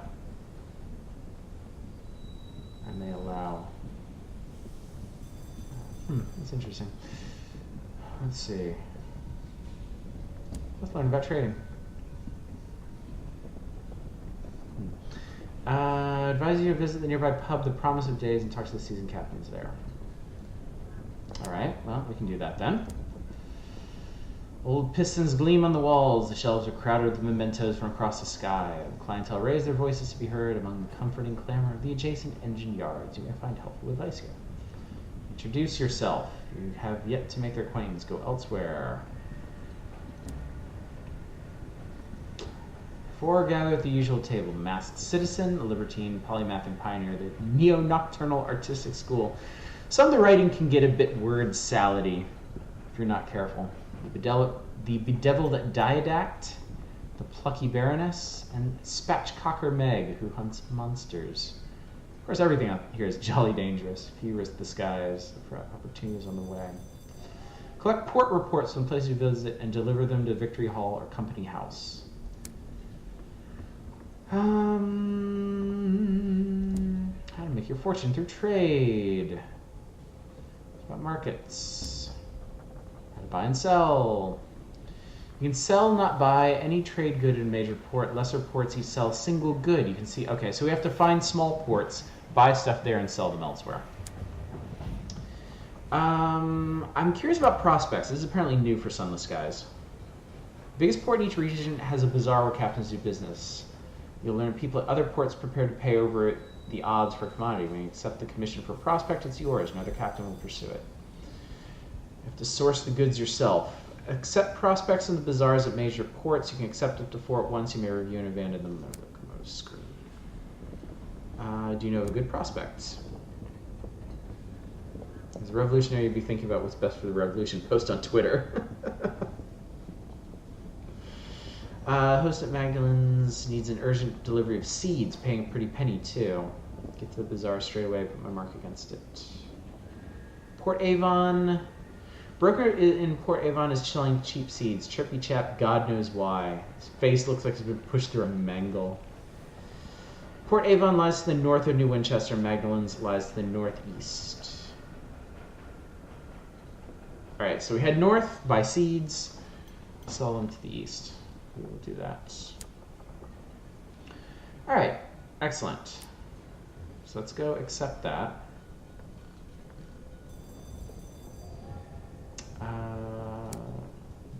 Under the bazaar, seeds for Magdalene's. Deliver 3 to complete this prospect. 3 sacks of verdant seeds. Claimed. Admiral's China crockery for Port Avon. Not right now. I'm not that familiar with it. Let's see what the other shops are real quick. Abraham's Engineering. Cannons. So these are upgrades for our ship. All in the hundreds. All right. Victoria Markets. Fuel and supplies. We will need both. Wolvesey Engine Yard. Parsifal class courser. Oh, good lord. Those are quite expensive. Moloch class liner. Apparently you get full trade-in value for your locomotive when you buy a new one. So it's not quite as difficult to trade up as before. Okay, we're going to load up on supplies. We'll do 5 of each, which is expensive, but I don't want to risk it. Moloch! Every mascot option is great. Nice. Alright. That was always my fear in Sunless Skies. I ran out of fuel and or supplies several times in that game, so hopefully it won't be as restrictive here. Alright. Stories. Wolvesey Station. Let's depart. How do we depart? I want to depart. Oh, we closed it. Okay, undock. R. So then.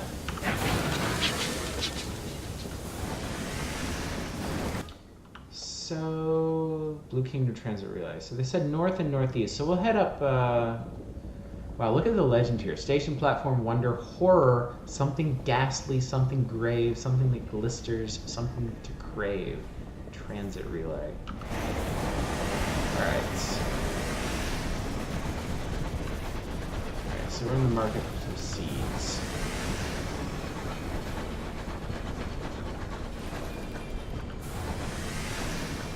Wait, is this yet another dot?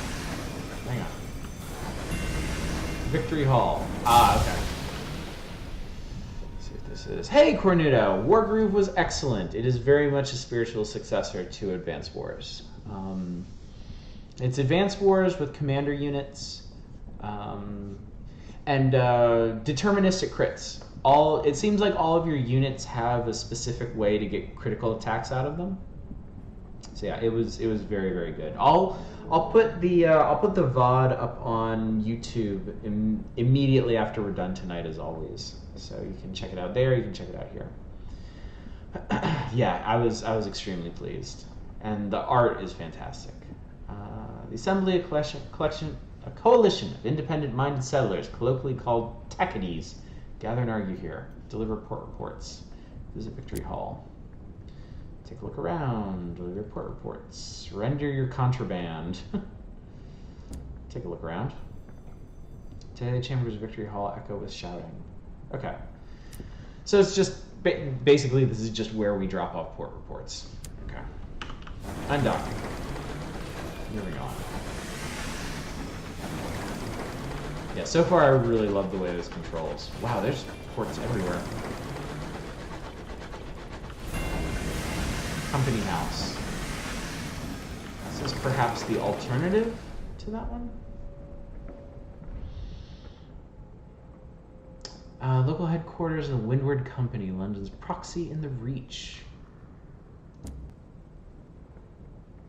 Okay, so yes.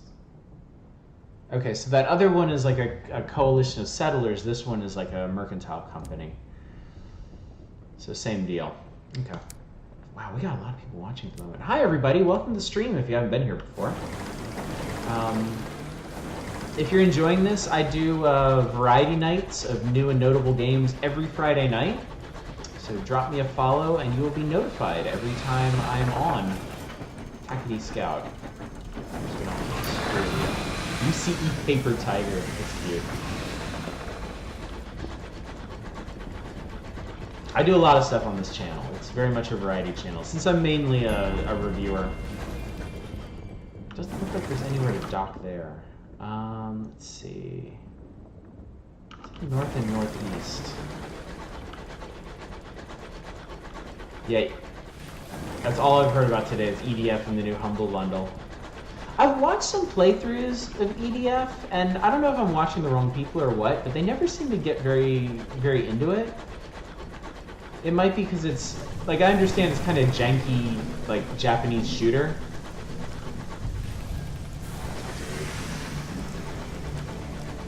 It's from the wilds now. Alright, so I'm watching my gauges, and fuel seems extremely generous. A new smell behind the coal and the oil, the green, unlikely scent of apple. Nowhere in. Well, we're getting in. It is nowhere. Discovering points are approaching a newly discovered port.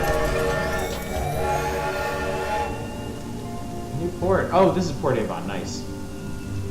This has significantly reduced your terror. Your crew are always thankful for finding their place of relative safety in the skies, however strange, full of devils or covered in mushrooms. Alright. Port Avon. This, I believe, is where we wanted the seeds, yes? Behold, a ruin of giants, gargantuan blocks jigsaw together, furred with moss and whispering with orchards. A bucolic village nestles amongst them. Smoke coils daintily from the chimneys. A leisurely game of cricket unfolds in the village green. Ramshackle dock jets into the sky beside a farmyard scattered with rusty locomotive parts. The great thing about these games is how evocative the writing is. Like, in concert with the graphics and with the audio design, the way they describe things in this game just, like, makes the images pop in your mind. Like, you know, it's all text-based. I moved my little ship marker onto the port and parked, but I can see it. I can see my captain getting off at this port and surveying this strange farmland and these little village homes spread out across these floating islands in the sky. Oh, hi, Sandball. Welcome to the stream. The secret of EDF is that it isn't very good. The secret of EDF is it wasn't too good. Watch the happy video game. Of course there's a happy video game nerd. Why does that surprise me in the least? It's jank schlock, but that's the charm. But yeah, it's shooting giant bugs and stuff. It'd have to be. Port Avon welcome is now 3. Okay. Okay, that almost came out completely wrong. Nobody clipped that. An oily-faced, black-haired girl waves your locomotive into position. Welcome to Port Avon. How's that for fucking Friday? If I can get it out right. I'm the sad video game nerd. I totally missed my chance to be the disappointed video game dad. I think I could have filled that niche, but surely somebody out there has claimed that one.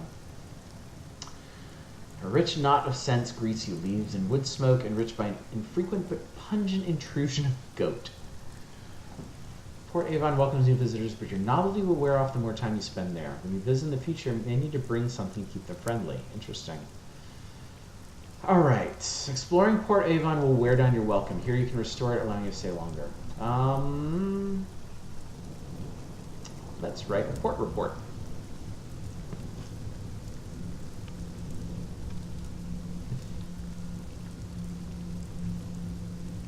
Yeah, this is the sequel. The original was Sunless Skies.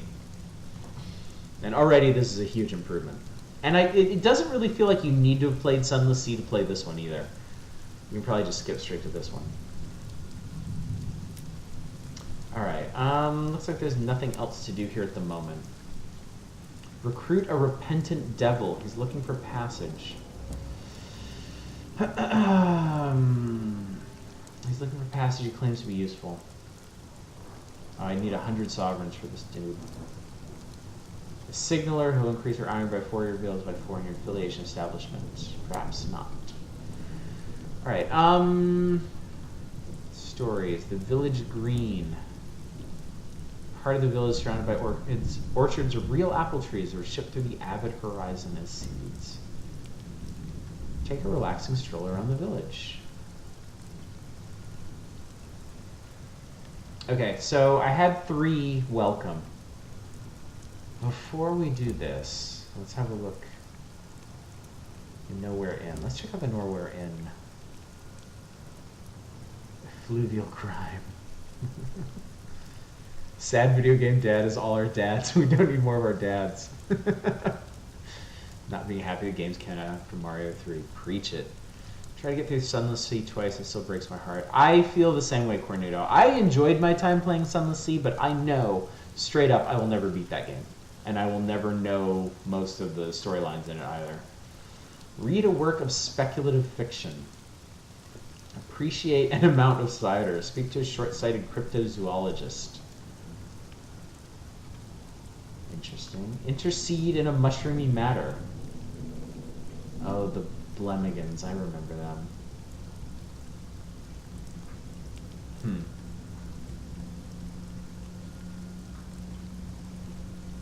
I don't really want to wear out my welcome, so I'm going to try some of the other ones.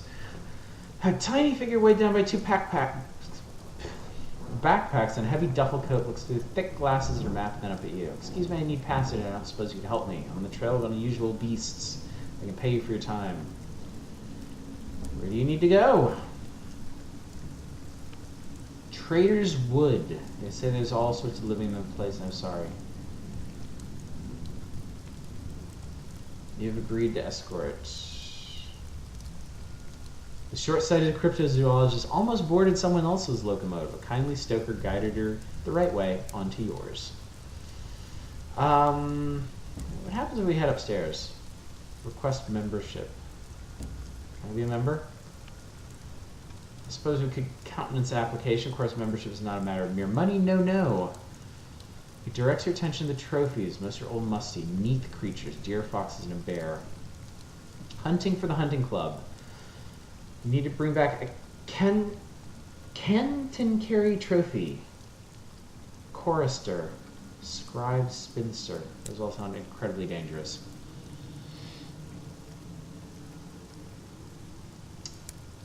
Alright. What else have we? The Cyclopean ruins. The ruins. Not one of the looming stones is quite square, yet they all have slot together immaculately.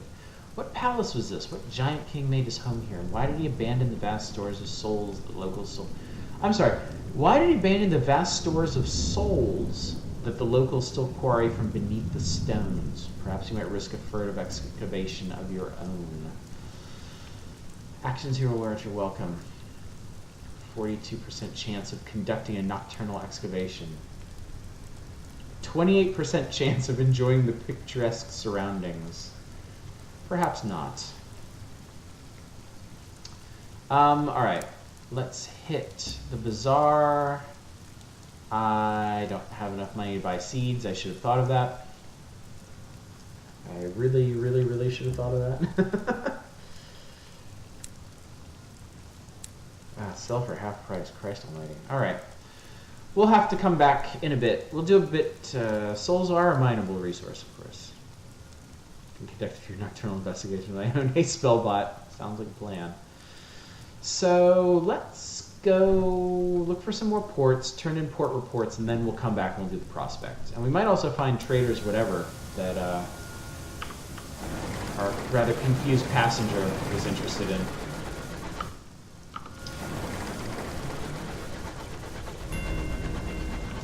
Village Green. Yeah, you gain experience just by finding stuff on the map, whether or not you can dock there. Magnus, are you fool? I did the same thing. I feel like so many of us that came from Sunless Sea, like we get in that first port, we've got $100, we're like, I need all the fuel and supplies I can carry. And now I actually get into the ship and I haven't even burned through my first barrel of fuel. Oh, Trader's Wood, that was easy. Let's send out the bat. The button was my bat. I thought it was Z. Hang on a sec. Engage's got F. Of course.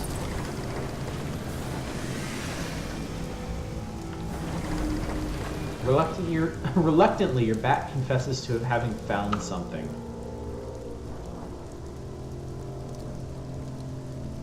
This is a pretty big map. Ah, shit. There was something right to the west of Port Avon. Alright. Well, we'll explore a bit around here, and then make our way back. It was Z in Sunless Sea, that's why. Good excuse, anyway.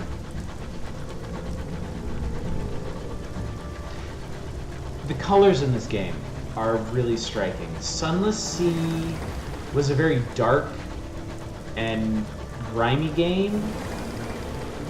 Most of the islands were very gray, sometimes dotted with light, and I remember specifically at the far reaches of the ocean there was an island that was perfectly verdant. It was absolutely overgrown.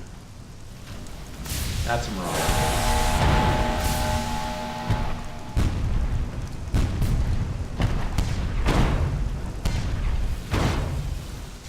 Close to overheating.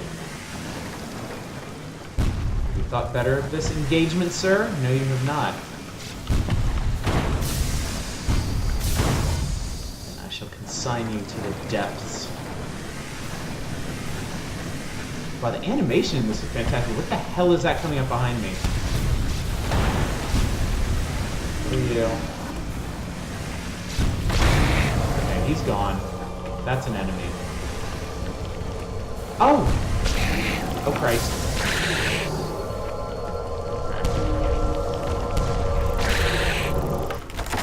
Let me see here. Fortunately, this pauses. That Cantaraki will give us some time to handle this. Those bugs ram, yeah.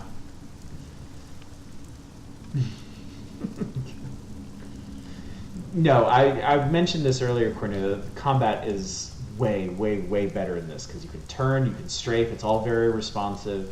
It feels way more skill-based than that awful plotting crap in Sunless Sea. I wish I'd played Sunless Sea back when it had card-based combat. I would have liked to have seen that very much. The crew of the Marauder lie dead in the corridor, killed not by your guns, but knives and small arms fire. The only survivor is the captain, locked in the brig with a bottle of brandy. Chalk eyes stare back from every wall. When he ran out of chalk, he began scraping them in with his fingernails. Little remains of them but bloodied stumps. Seen this before, Captain. Sky madness. Magdalens can treat it if he can be bothered to take the poor sod. Bring the poor fellow on board. The high wilderness is cruel. This could easily be you one day. Or put him out of his misery. A single bullet will do it. I am role-playing as a person with a conscience, so we're going to try to bring the poor fellow on board. Crew rep to Skyman, Captain, and blankets, then secure them tightly with belts. It takes 4 to transport them safely to your locomotive. Magdalene's lies to the northeast of New Winchester. Okay. You now have one tale of terror. One interesting thing about this game, every single thing in Sunless Sea was abstracted as like a card. So things like tales of terror, tantalizing secrets, glimmers of sunlight, everything was abstracted as an item in addition to actual items and cargo. And it gave the game a very unique feel, but also made it really hard to keep up with, to figure out what you're trying to do. Already I can tell they're much more restrained about that in this game, and I appreciate that a lot. I think it's a good call. It almost feels like they split after, well, I guess realistically they did because the main writer left, but after Sunless Sea they split into Cultist Simulator and Sunless Sky. And Cultist Simulator got all that weird abstraction, and Sunless Skies got more mechanics. Let's see. Gain hull. Hull is fine. Loot the hold. A classed jewelry box. Something precious has been concealed. You now have one salon stewed gossip. A sheaf of letters falls from the concealed compartment. The pages are rife with scandal. You would not have believed it of her. You would perhaps have believed it of her. Okay, bug. Oh, I can scavenge this other wreck. So there was a floating derelict, and then this is the one that I blew up. The wreck gleams with frost. Warn the dead. It is proper signal the wreck. The windows of the crew quarters are occluded with frost.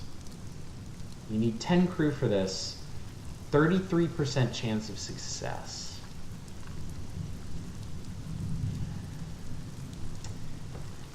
I think Warn the Dead is probably just move on. We're going to try this. We're going to signal the wreck. Success! My goodness. Your signaler fetches their signal lamp and flashes a patient message into your port side window. There, a faltering glow burns in the frost. Someone has struck a match. They retrieve a survivor who's too weak to work but will share their hoarded supplies with you. Well, we gain supplies. Those are expensive. Go us. Alright. Wow, there's another marauder. What is this? Did that bug die?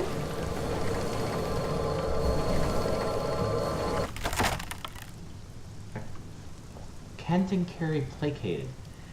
Lumbering, half-fossilized isopods will attack anything they disapprove of. Given that they are very ancient and murderously grumpy, that means almost everything. The corpse has been neatly sheared, creating a clear cross-section of its internal arrangements. Collect a trophy. This is what we want for the hunting club. Prize precious stones from its carapace. 38% chance of success. Retrieve a stony organ. You will always find an uncanny specimen, but you may lose crew. 29% chance that doesn't happen. Leave the beast untouched. You have presumably less unpleasant concerns we tend to. Deploy your canning equipment. Drill for scraps of drill for meat. We can drill for meat. I'm going to take a trophy.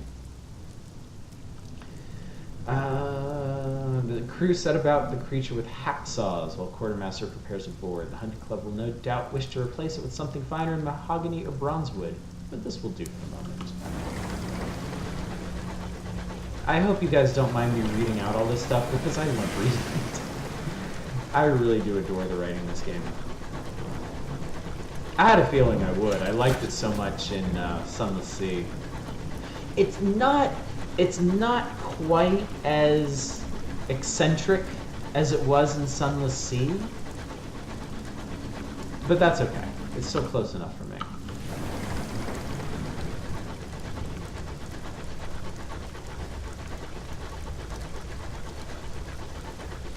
I am wondering in general how long journeys are across the reach. Because that was one of my problems with Sunless Sea, is it just took absolutely ages to get anywhere. Michelin's Meadow. Send out that again.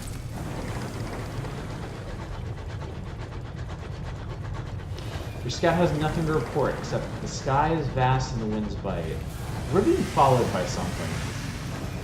And I would prefer to confront it.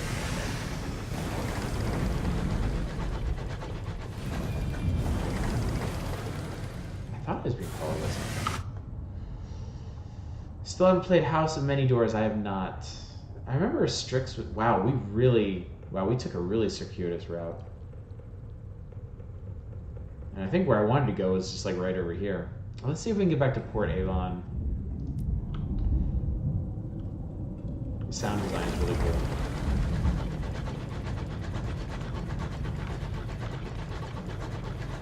Interesting, there's absolutely nothing out here.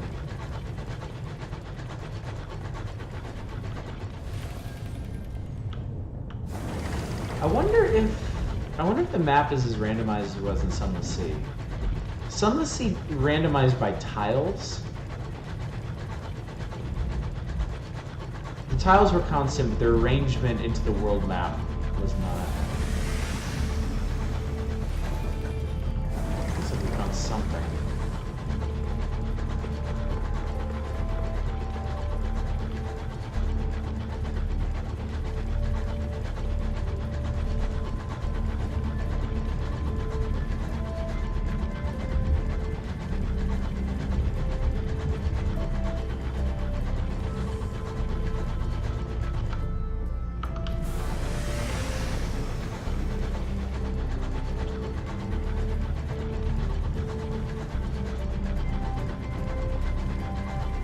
Vast expanses of nothing out here.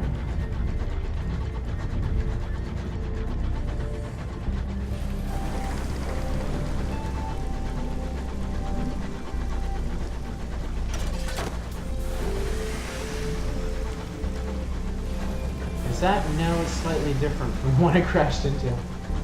Somebody lives out here apparently. Oh. A homestead. Interesting. Settlers who live so far beyond the edge of civilization relish the hardships of solitude. They will fiercely defend their small territories, but occasionally welcome company and trade. This homestead is almost hidden beneath a growth of wild, sprouting foliage, as if it were a victim of a fairy tale curse. The flora of the reach is difficult to tame, and the settlers that dwell here are struggling. Perhaps you'd rather not risk encountering hostile strangers.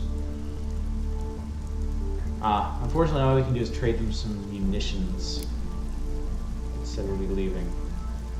No one who lives in the wild is likely to welcome strangers. Well, it reduced our terror, which is good.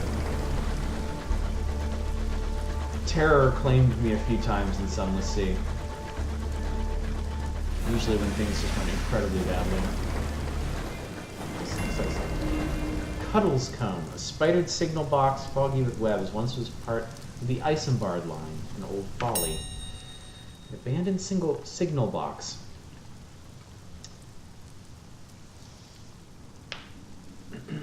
As someone who played it a bit today and was confused. Hey, pleats. Yeah, the whole point of Cultist Simulator is to be confused. Like, the entire point of the game is to figure out how to play it. Once you figure out how to play it, it's... I mean, you basically just go through the motions. Signal box is shrouded in gray. Close up, you can see the box is covered in delicate webs studded with cocoons. In the blue and white pattern of one bundle, it appears a spider is trapped in a teapot. Inside, beneath a desk covered with rusted levers, is a luggage trunk. Read the ledger, raid the cache.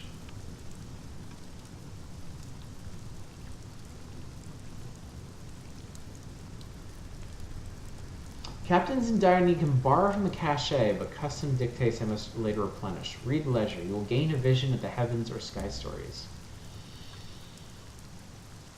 There's a column from miscellaneous notes. The captain writes of a homestead. Their locomotive passed when journeying from Port Avon. The buildings are in the style of old London.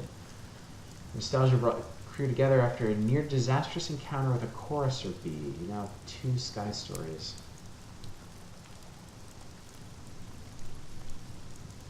A captain who takes from a cache must later replenish it. This may mean enemy aids enemy, rival succors rival. Better that than bad luck. Let's rate it. The luggage trunk is sturdy and vast.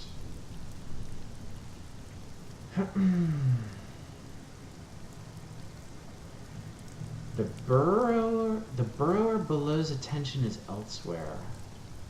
Let's take supplies.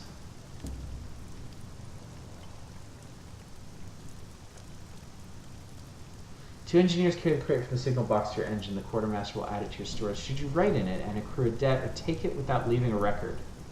Write in the ledger. You will owe a debt. This is the done thing. Do not write in the ledger. You will not incur debt. Your crew will be unhappy. We'll write in it.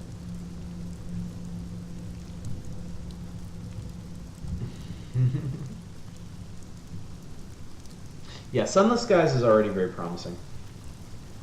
It already plays way better than Sunless Sea ever did. You accrue debt. Your crew may become anxious while it hangs over you. You gain supplies. Crew is not increased. Terror remains unchanged at 12.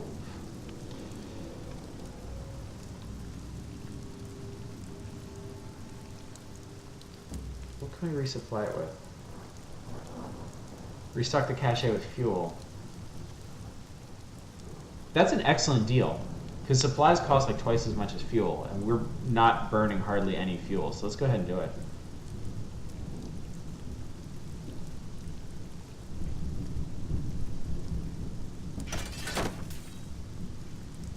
I paid off my Skyfarer's debt.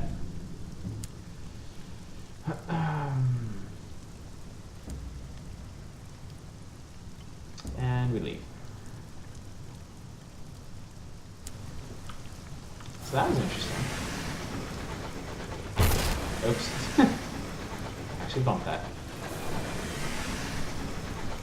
Hey, speak for yourself around this. I don't want to deal with you particularly.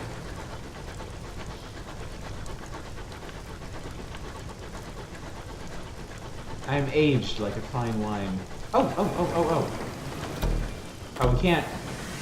So we can mine things if we have a mining skill. That's interesting.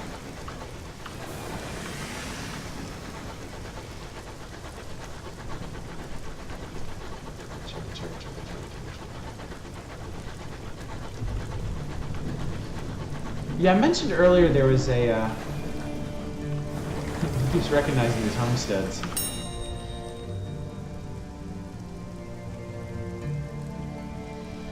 I could trade supplies for bronze wood. I wonder if this is a good trade. Let's try it. I've aged like vinegar.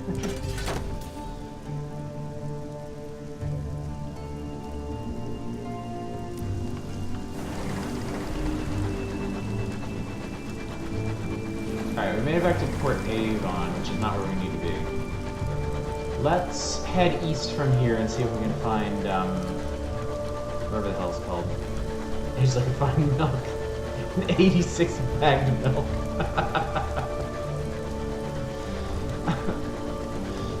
I'm convinced playing video games can keep me young.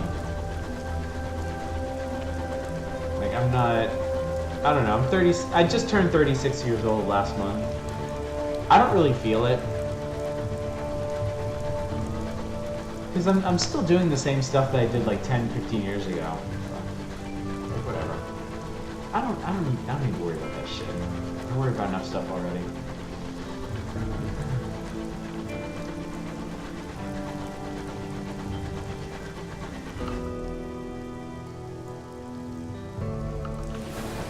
It's somewhere out here.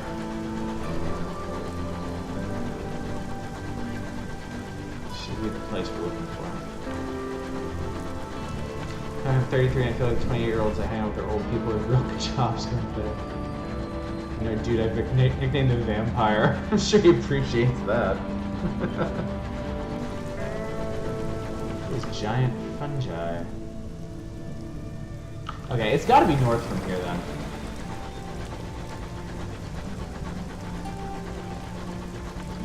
As our terror mounts, our supplies dwindle. Skip carriage. Almost 15, it looks like it's 20. Yeah, he must have made some deal with Satan. At my work, we, new hires tend to be like right out of college. So I have a bunch of friends there that are like early 20s. And Jesus Christ. They love to make me feel old. So I just adore it. You're low on supplies. Once you run out, your crew will begin to starve. You can buy more ports. Yeah, we know. Scoop R requires butchery. There's some weird darkness flitting around. Alright. Find me something useful, Bat. I just found something. Okay. So we found something to crave here. Alright, looks like we're almost there. Turns out love ages you. Yeah, it does. Kids especially. I only really started going gray after I had my kids. And that is the way of things. Oh, they found a wreck. The Zesty. I think they saw us. They saw us. Well, we're gonna scavenge first. We were lucky last time. I doubt we'll be lucky this time, but we're gonna do it anyway. Failure. We gained 15 terror, but we did get supplies, so that was worth it. As long as failure is mostly a terror thing. Alright. So I think we're about to have a bit of a brawl here. Yep. Oh, hello.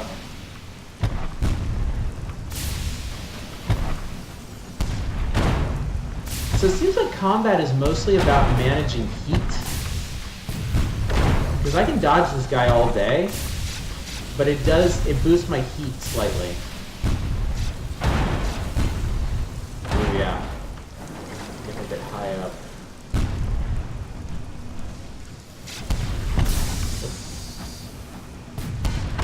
There we go. Yeah, I really like the combat in this. Really, really, really. Raid the safe. Your guns have reduced the door to smoldering heat, but sovereigns are surprisingly durable. Gain sovereigns. Explore the captain's cabin. Marauders are rarely democratic. The captain rules by strength and claims the best for their own keep.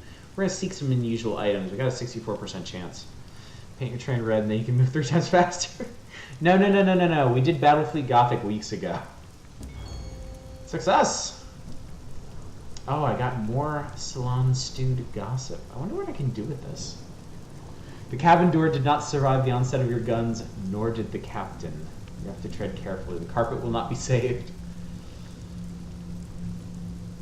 Nice. Okay. So that's what we saw it. Huh. Alright. So I have no idea where this port we're looking for is.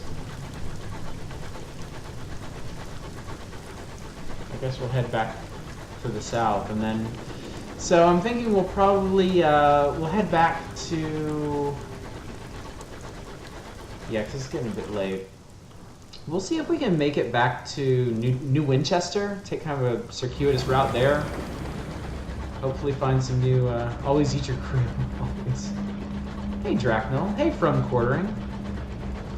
It should, your laptop should run this. I mean, of course, check the... There's no 3D in this. It's all just finely animated 2D. I would be surprised if your laptop couldn't run this. Honestly. I don't think there are any graphics options really besides resolution. Your bridge windows fog with recent steam trails. This place is well frequented. Frickin's cops. Uh-oh. Mind me. I don't really want to fight this thing. I want to dock there. That's not good. Oh, Jesus. That's quite a hit. Okay. You are not my friend. Boom. I've learned from experiences. I leveled up. Nice. Loot that. Running 240p. Heat management makes you think of Star Sector.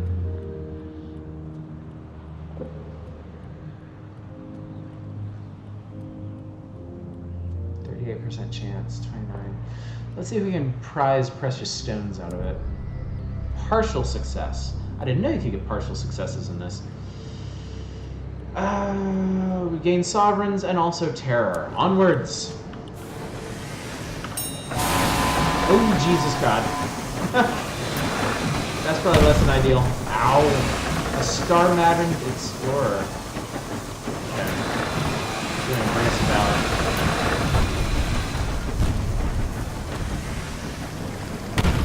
Whoa.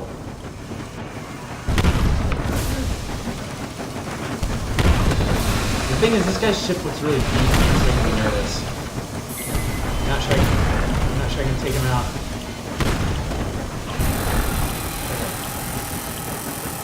Heat is okay. So when heat is full, you can't dodge, and your weapons cause damage. Yeah, that train has a shotgun. Most assuredly does. I probably shouldn't be fighting this guy at all. That's not good.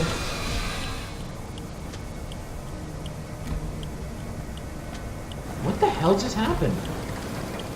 Did he vanish? Yeah, we'll get it repaired, don't worry. Now they're made to Magdalene's. Woo! The crew's weathered engine has been driven bad by the winds and the stars and the things that haunt the sky. Loot the hold! A distressingly odored barrel. No one is keen to get close. You pry the lid off. Dear God, what the blazes? Your navigator pokes the thing inside with a big stick until assured that it is dead. You now have one uncanny specimen. Yeah, I'll take my victories where I can get them.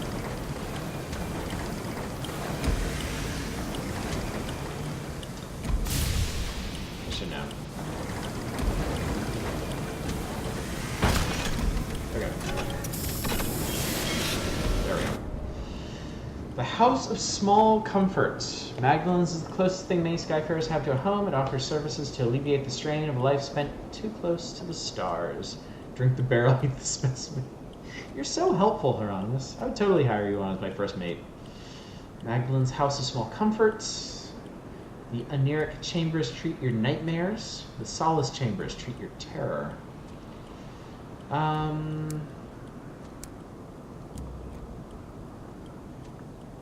House of Small Comfort. Spires pierce the clouds like swords. Shadowed figures can be seen moving through the gleaming corridors. Our identity is obscured by hued glass. I think the barrel's dead. Must move back out with the forums. Heyo! Eat the specimen. Put it in the black box. I think you've already come down to space madness, sir.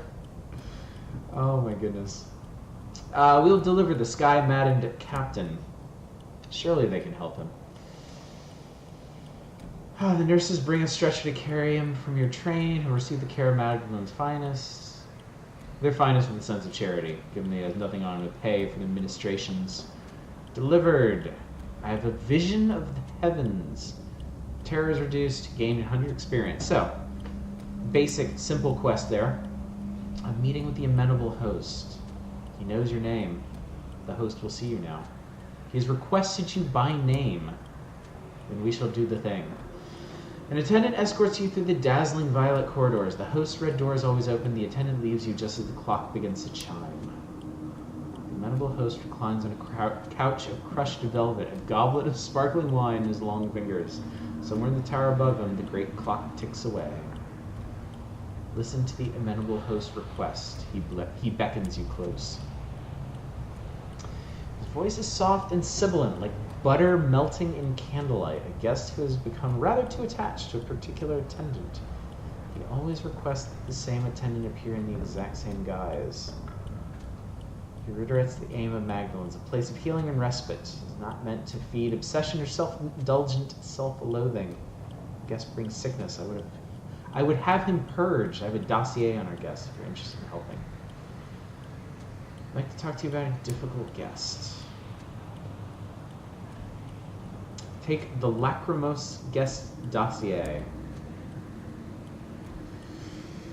We're so glad you want to help. I'd recommend taking on the role of one of our attendants. That way you'd be playing a role of someone significant to him. He knows all of our attendants by voice now. Someone new is needed. Onwards! Okay, we'll eat him. Jesus.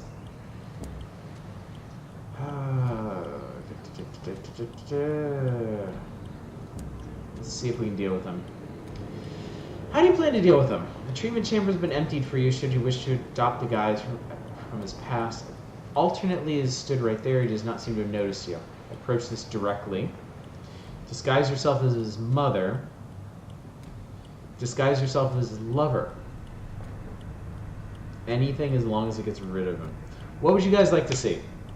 Because there are no stats attached to any of these. And these are some very interesting options we have. Lover? I hardly know her. He likes him to be jovial, he cannot bear him to be sad. This proves correct when the lachrymose guest appears. You weep, you lie, you wheedle. You are unhappy here doing this. By the end, you are both in tears. Neither of you will be returning again here as you are. I guess it worked. Why not both? Oh, I can think of a couple of reasons. We shall inform him. The amenable host smiles beatifically.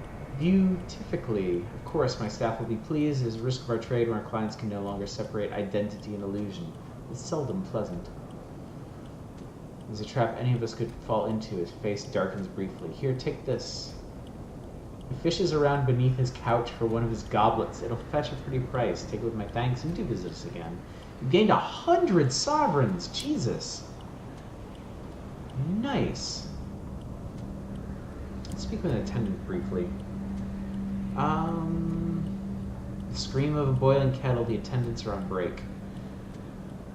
I appreciate these little, like, brief synopses so you don't have to, like, go through all the dense text if you're not really in the mood.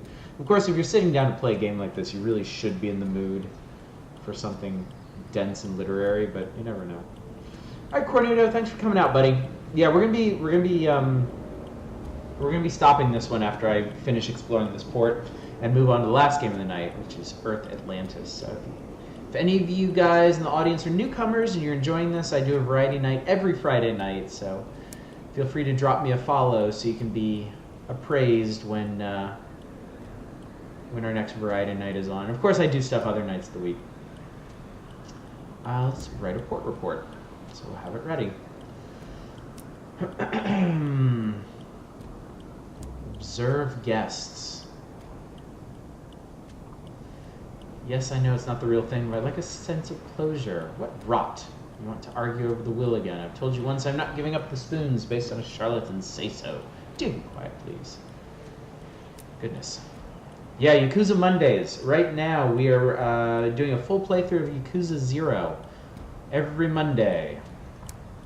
And it is a good damn time. All right.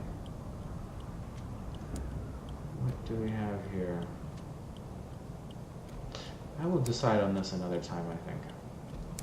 Okay, so we are going to call it quits for Sunless Skies tonight, but this is off to an excellent start. Way better than Sunless Sea. Just in terms of control and ease of play. It doesn't feel nearly as restrictive. Like, the fuel and supplies are way more generous in this one, so already I'm very pleased. So we'll return to the title screen.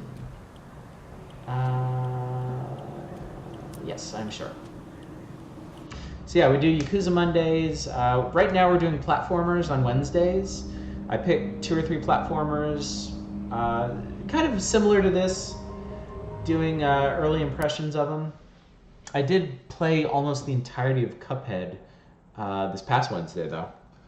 That went surprisingly well. And then tomorrow night, Saturday night, I'll be doing Retro Console Night. I've been playing Super Mario RPG on the SNES.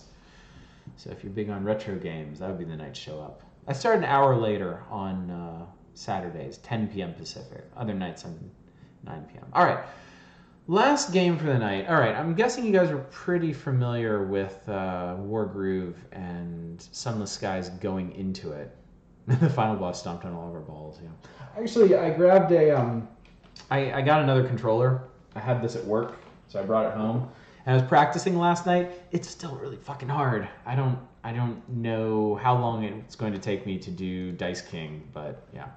Anyway, let me link this for you guys in chat so you can get an idea of what we're going to be playing while I change this here. Earth Atlantis is what this is called. This came at me out of nowhere on... I might have gotten this through Keymailer? But it appears to be a very stylized shoot 'em up, I think. So we're going to play this for a bit. See how it goes.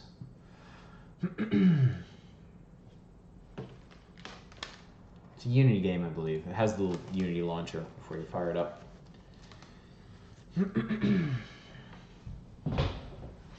Had an interesting progression of games tonight. Turn-based strategy, and then kind of open world ponderous thing, and now like a straight shoot 'em up. Just use my controller for this? Yes, I can. Okay. But yeah, this looked pretty cool. I was, I mean, you can see right there in the background the weird little fishies and stuff swimming around. Alright, so let's see. We got quest mode, hunter mode is locked, target lists, easy, normal, hard. Normal. This is our way. Alright, the Nautilus. The Aquanaut. Oh. The Moby Dick. The Sashi. Armor power, weapon power, speed level. Okay. Let's give this a try. Captain, we received a distress call from the West Sea. They have lost all their hunters and need help immediately. Monsters are everywhere. We'll send you the locations of your targets. More stuff and things. Okay. So, it's a side scroller. You can switch your direction. Controls are extremely responsive, like wildly responsive. There's a mini map up in the top left.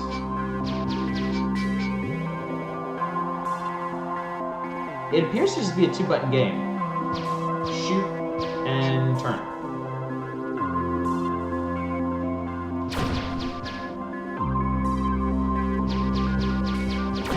There we go. Okay, so those are walls.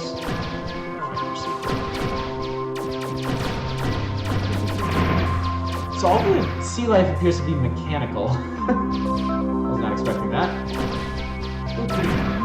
Lucky.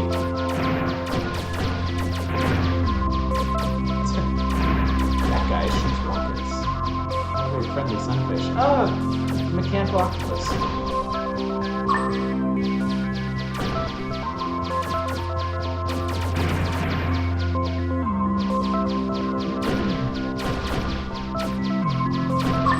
King Dice did have a great theme song. I'll definitely give you that. Alright, we appear to be closing in on one of our targets. Oh, Jesus. Wow, that did a ton of damage. What do you got? Okay, big charge. That's not so bad. I need health. Is what I need. I need to figure out how you get health back. Okay. I actually thought this game was 2D at first. But...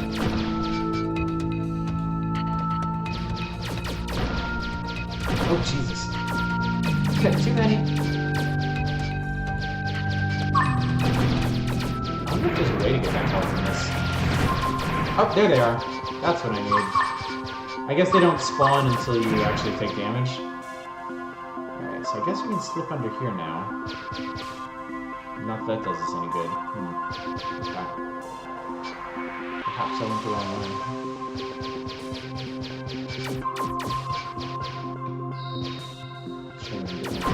Looks like enemies respawn as well. Okay, I don't think I can get through there. Ah, here we go. Down and around. Yeah, I really like these graphics so far.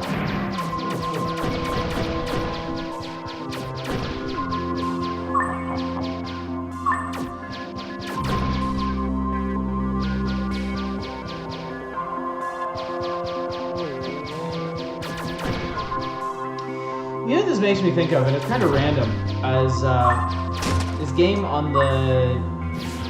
Oh, we got It's M, so I assume it's missiles, but underwater, wouldn't they be torpedoes? It's on the original Nintendo, but there's a game called oh, it's a boss. Goramon. That escalated quickly. Yeah, there's a game on the original Nintendo called Solar Jetman, where you're this kind of space scavenger going around in a pod. It controls a bit like asteroids with thrust, and the different planets you visit have different gravitational pulls. And the idea is to go around the planet and collect loot and bring it back to your mothership to sell or to equip your ship with. Boom. Nice.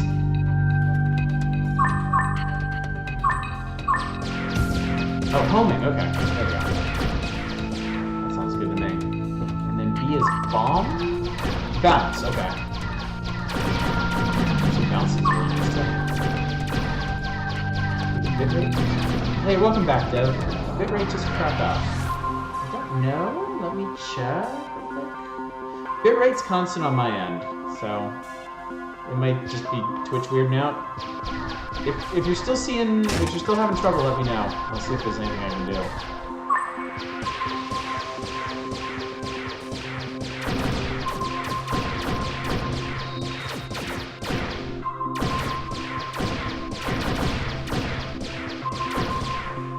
Maybe Twitch is surprised to see me doing something actually like active and fast-paced after the last couple of games. So I wasn't prepared for this. Yeah, I have Solar Jetman. We can play that sometime on Retro Night. It's a pretty hard game. I've never beaten it. The planets get pretty difficult, but it's got this like all the levels are really open. Like some of them are a bit linear, but most of them you can just kind of like explore the different caverns and go all over the place. This feels kind of like that. There's some really cool looking whales in the background here.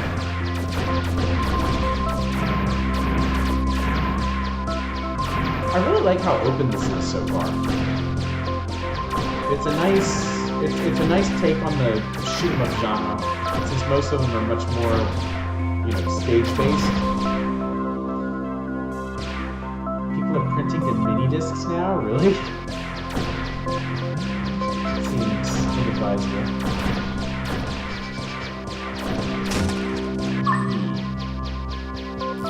Oh, cool. It's Zappy. I'm actually gonna keep my homing missiles, but the siren. Oh, hello.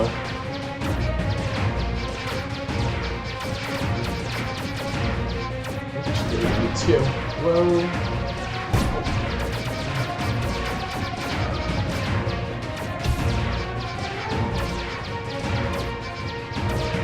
Oh, that might be it. The detail on the graphics.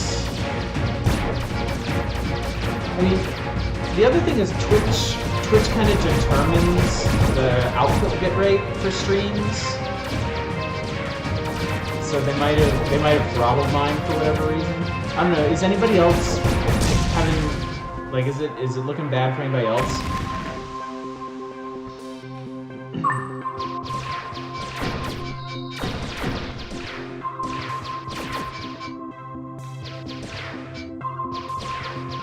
Oh, cool. I'll be interested to read your review, Dave. Let's see what you call it. I never actually finished Silent Hill 2. I know most people hold it up as the best Silent Hill, but I don't know. I'm a big devotee of the original. All right, so that's the trick. Everybody just needs to be watching this on their PlayStation 4 Pros, and then we won't have any trouble with bit rates or anything. So y'all get on that, okay?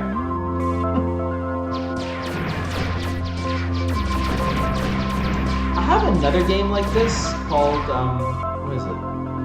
The Aquatic Adventures of the Last Human?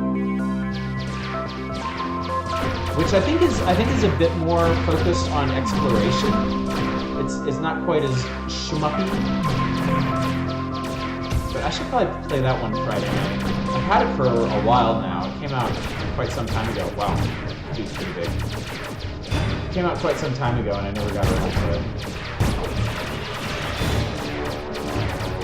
This game definitely made me think of that.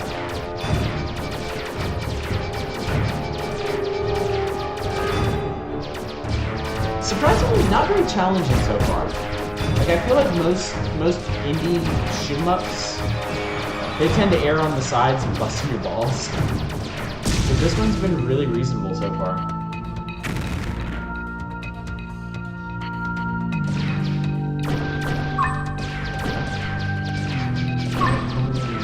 Oh, you can. If you keep collecting the same power-up in sequence, it'll make it more, Speak of the devil, now it's hitching. Okay. That sucks. Quack Adventure is more like Shadow of the Colossus, but 2D and underwater. Very lost focus. That sounds good to me. Give that a try.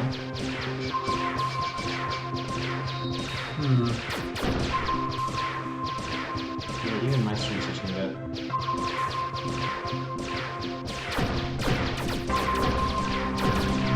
One of my old friends, his favorite Silent Hill is Silent Hill 3.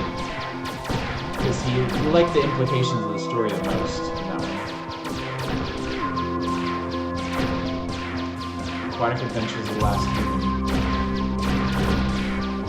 Trying to read chat while doing this is really hard. Yeah.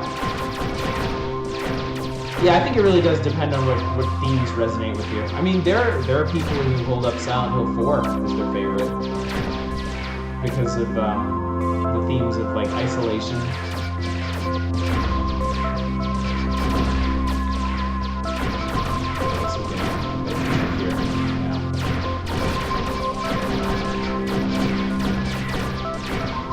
They're all very different brands of horror.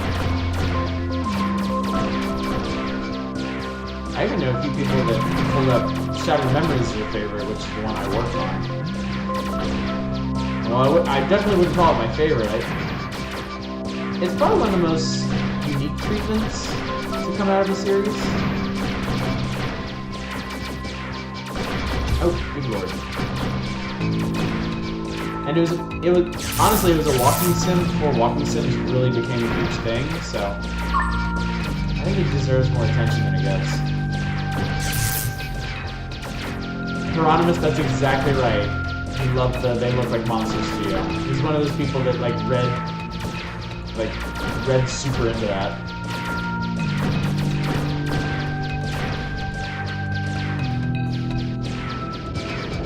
I don't know about that. For most of the game, like outside of the room, the gameplay was pretty familiar. And also, it descended into escort missions in the back half, which I think hurt it tremendously. The room was definitely the room itself was definitely a high point of it. And I wish more games had aped that, but yeah, I tend to think the structure. I mean, unless you want to look at something like Book of Memories, I would say Shattered Memories probably has the most unique structure for Silent Hill game. Yeah, I think that's a big part of the series' appeal is that it's all based on perceptions. Like, there's no final word on what the town is or how it affects people. It's all based on their perceptions and what they think they deserve. Hey, it's a giant octopus. I don't know why I blanked on that term. Because I was thinking taco. Takodon? Taco is the word for octopus in Japanese. The Japanese word for octopus. I'm getting a little incoherent, I've noticed. Also, I'm getting close to the gap. More careful.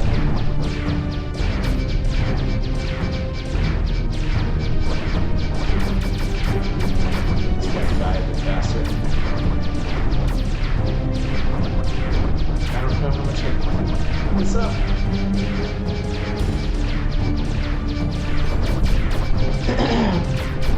I guess he's only vulnerable sometimes. Ooh, that was good. Okay, so Wait, what was that supposed to accomplish? This map must be randomized in some way.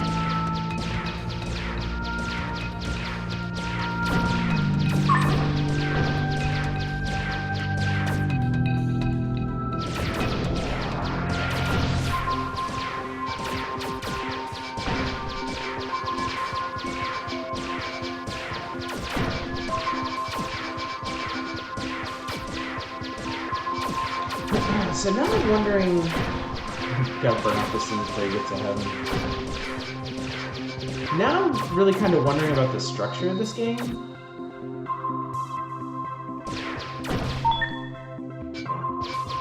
Just pause and quit, really. Like, do I just keep going around and hunting bosses until I die?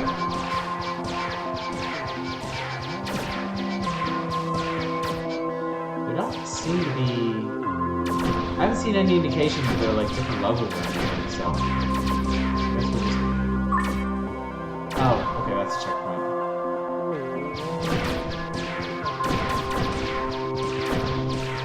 Town full of monsters. How can you sit there and eat pizza? I think that was honestly one of the reasons I didn't like Silent Hill 2 that much, is because the dialogue was super weird in it. I know for some people that was kind of the appeal. Like it made it feel more like dreamlike and nightmarish, but for me it just made it feel really translated. And that probably has to do with my background in localization. But yeah, I didn't. The narrative elements of it were a bit too weird for me to really get into. Presented in too strange a way. Yeah, I know that's the point. It didn't work for me. Oh, we gotta get around this. Oh no, I didn't want that. Not that. No, I didn't want that. Stop it. Also, let me get out of here. Okay, so I think over there.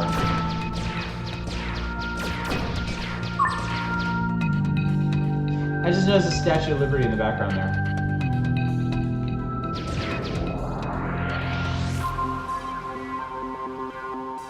Guess this way.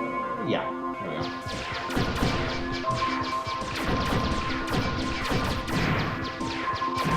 Yeah, exactly. Like, I'm sure someone out there somewhere holds up Silent Hill Homecoming as their favorite. And I don't understand it. And we will never see eye to eye on that, but you know what? You do you.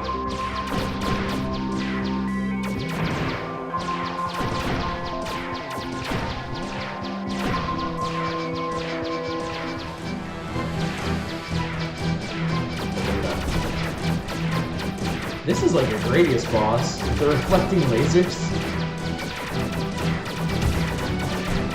Actually, this is really similar to a Gradius 3 boss. No, my pee! Give me my pee back. I need that pee.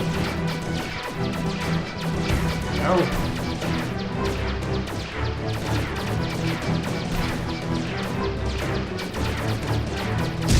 Damn. That was not ideal.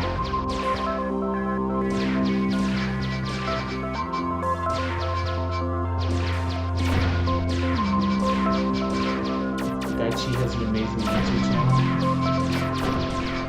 Oh, that's cool.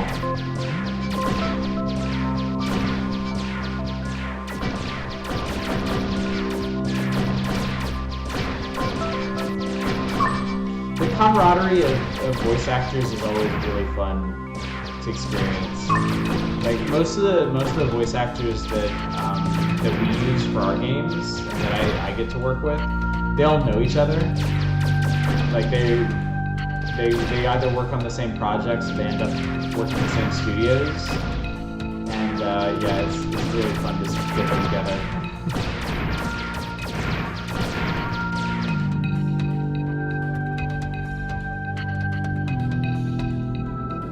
I do follow a bunch of the voice actors that I work with on Twitter, just because they're always doing really cool stuff. Like I know some of them work for Geek and Sundry. Some of them do a lot of anime, like a lot of anime. Some of them have done big games like Nier Automata. Oh, I didn't want to do that. No, stop it. Oh, that was not smart. Yeah, it is definitely a very small world. And you don't get anywhere by making enemies. Like, you absolutely do not. There are some stories I wish I could tell, but they're not my stories, so... Yeah, like... You get on the wrong side of someone in the voiceover industry, and it can really hurt a lot.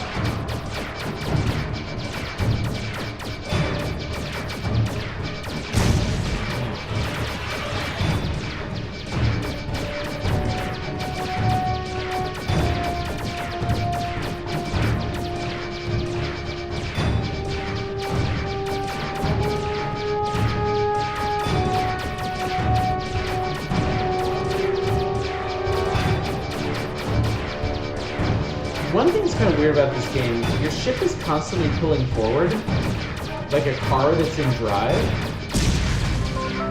So I always have to be adjusting my positioning.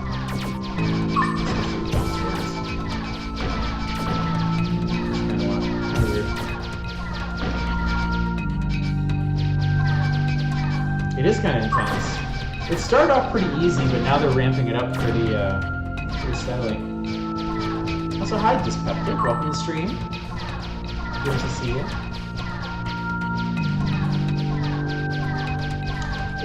If any of y'all are just now joining the stream, we spent the last couple hours doing Wargroove and Sunless Skies, and both of them are well worth your time.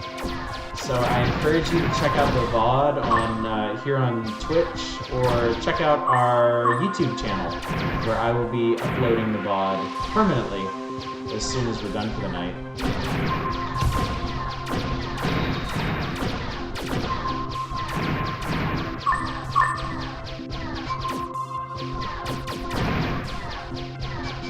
We're definitely going a lot deeper too. Those mines do a ton of damage. They seriously do like half your health. So I'm gonna be way careful. 0 to 200 Day of Tentacles. Oh! Oh god, oh my god, this is different. It's not a boss, we're just being swarmed.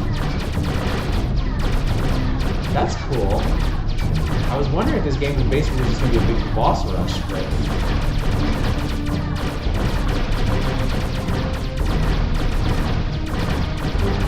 We're not even halfway there.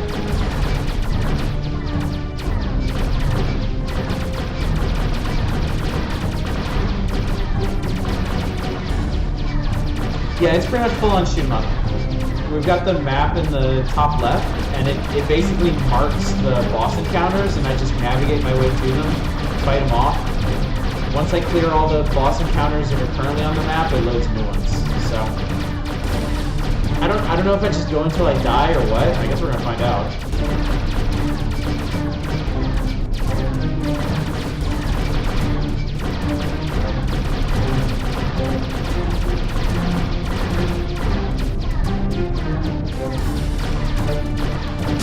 Okay, I managed to do that without getting hit.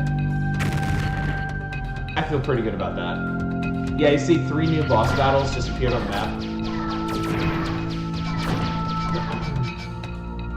Apparently beating certain bosses breaks down these thin walls. So by doing boss battles, we're opening up more of the map, I suppose. And there are difficulty levels if this looks too easy or theoretically too hard. I'm playing on normal right now, but there's also easy and hard. God damn it. Oh, hello. Okay, so we've already fought this boss, so now they're starting to repeat, I think. Actually, we fought a slightly the same model of boss, but this one has a very different pattern, like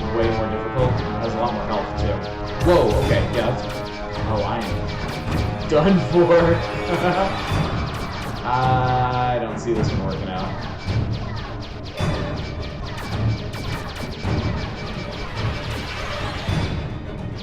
Yep.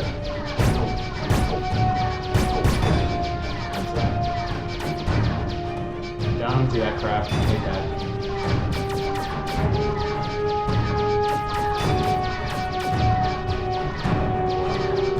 That was one of my bouncers to freak me out. Damn. I got greedy. Oh, Moai heads in the background. Do you want to continue?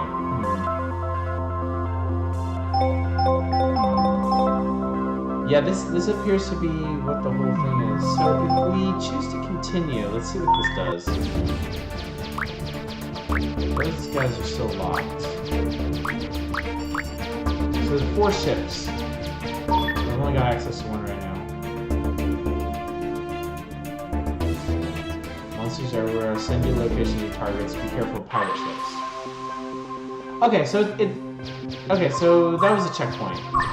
That was that. So I can go back and fight that boss again. Okay. Well, might as well give it another try. Although I am really, really weak at the moment. I don't know if there's any kind of scaling for bosses. If you're one hit from death, you're just on the normal difficulty level of radius. It's a good way of looking at it. But it's always interesting to see how differently shoot-em-ups are designed based on how much damage you can take. Like a game where one hit is going to kill you is going to be designed completely differently from one that has a health bar.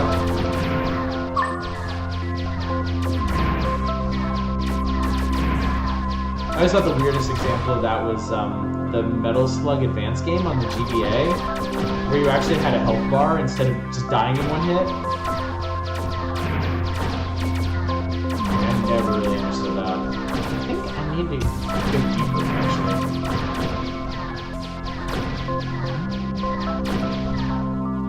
Speaking of that, there's a game that is still in development called We Need to Go Deeper. That this game reminds me of stylistically, but it plays very differently. It's We Need to Go Deeper is multiplayer only. You play a co-op with some friends, and you actually run a submarine.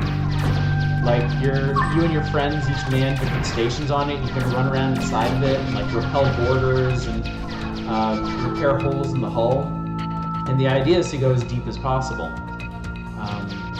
I got the developer let me give it a try over a year ago, and they're still working on it. It's still in early access, but it's been shaping up a lot, and I plan to do a full review of it when it leaves early access.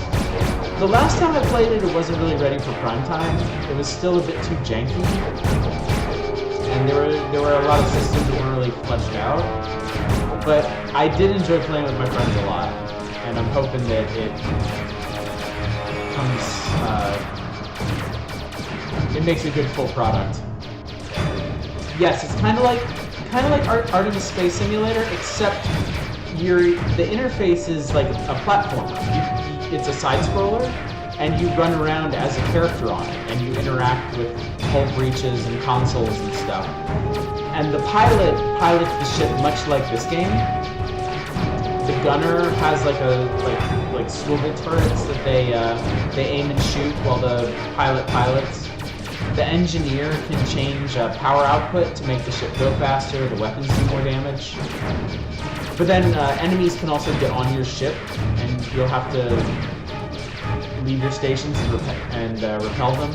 There's also undersea caves that you can explore. Your whole crew can disembark and explore and gather new equipment and unlock stuff. It's really cool. It's a really cool concept for a game. Have you tried Barotrauma? I've never even heard of that. What is that? Oh, sorry, Dev, I missed that. Yes, there's a Metal Slug game on GBA, and it's arguably the worst one. So I wouldn't exactly stress yourself out searching for it.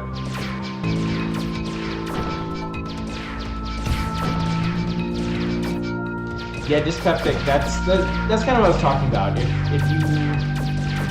If you put a health bar in your game, then it's not. The design can get kind of lazy, and they can just assume that like not every pattern needs to be perfected, which is a really bad idea for shoot 'em up. You need to have that ideal to strive for. Otherwise, it just ends up feeling incredibly unfair.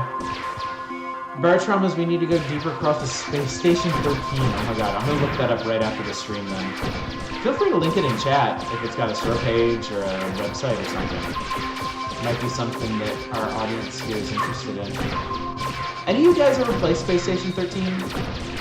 I never did, but my god, I love reading the stories that came out of it. I was utterly fascinated with it for a while. Well, that's cool looking. Exciting. Now it's turning into a bullet hell. It looks like I can... Okay, so I can hit any segment that's spinning. Okay. So I need to get the shell to stop spinning. And then you open it up. Okay, this is cool. This is actually really, really reassuring. Like, all between this and that enemy rush boss that we just had, it means that the boss is not just a basic boss rush game, but there's actually some pretty creative challenges in it as well. Although I have to admit that was pretty easy.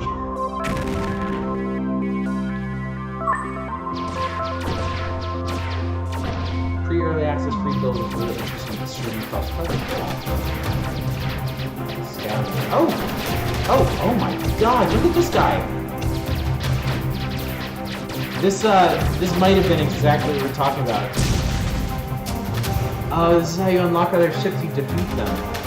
But man, that pattern did not seem like you could actually get through without getting hit.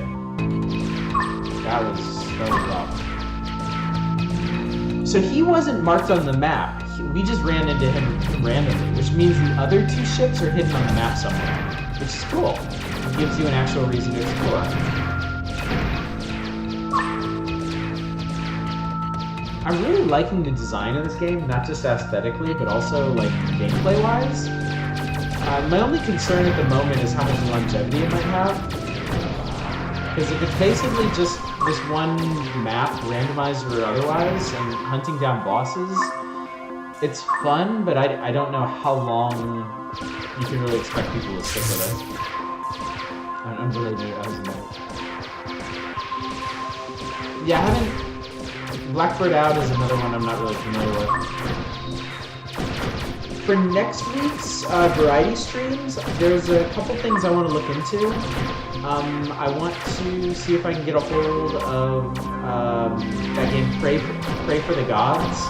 That new snowy indie Shadow of the Colossus looking thing. I want to see if I can get that. I want to see if I can get the new Subnautica DLC. Subnautica expansion, I should say. Below Zero. Because that looks really cool. And I absolutely adore Subnautica. And I want to try and get this medieval city builder that I saw on Steam today called Foundation. So those are the 3 games I'm going to try and nail down for next week's Variety Night. Oh, Ron, let me contact the developers first. You don't have to do that. You've seriously done so much for me. I would feel bad putting up to that.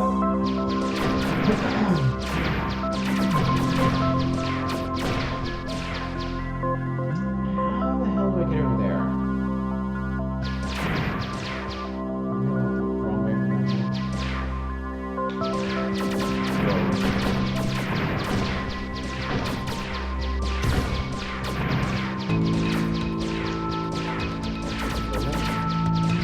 Sorry, you guys, give me a second here.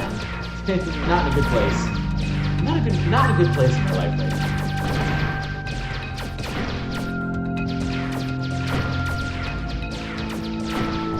I guess I need to go back around and get up there. Oh yeah, there's a path up this way. At least navigating this map isn't just...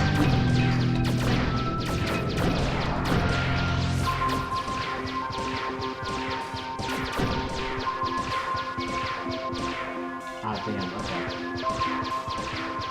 Oh no!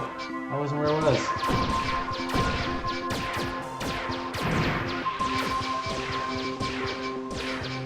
Subnautica DLC is early access. I think it was prematurely released. Okay. Alright, well I won't be too torn up if I don't get that one then. And if I do get that one, then maybe we won't need to spend too long on it.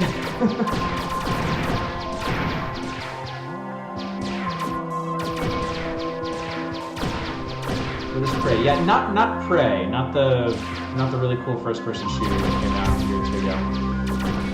If somebody wants to link the Pray for the Gods store page, whoa! Where are we going? Alpha?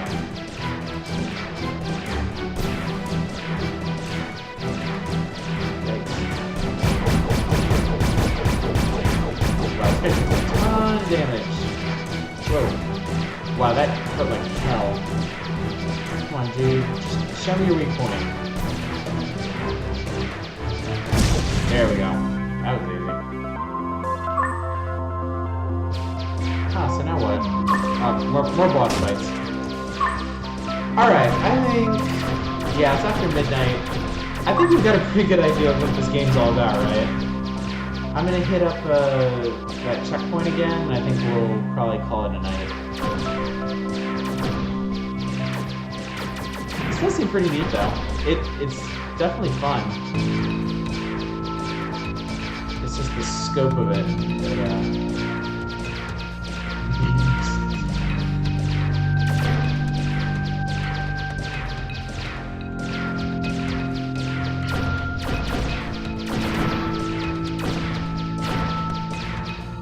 you got me thinking now, Spellbot.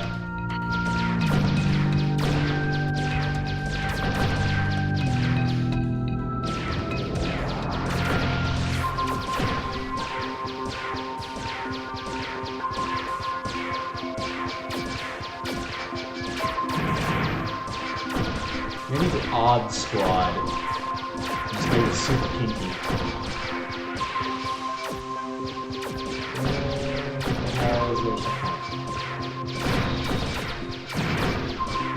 I know there's a checkpoint around here somewhere.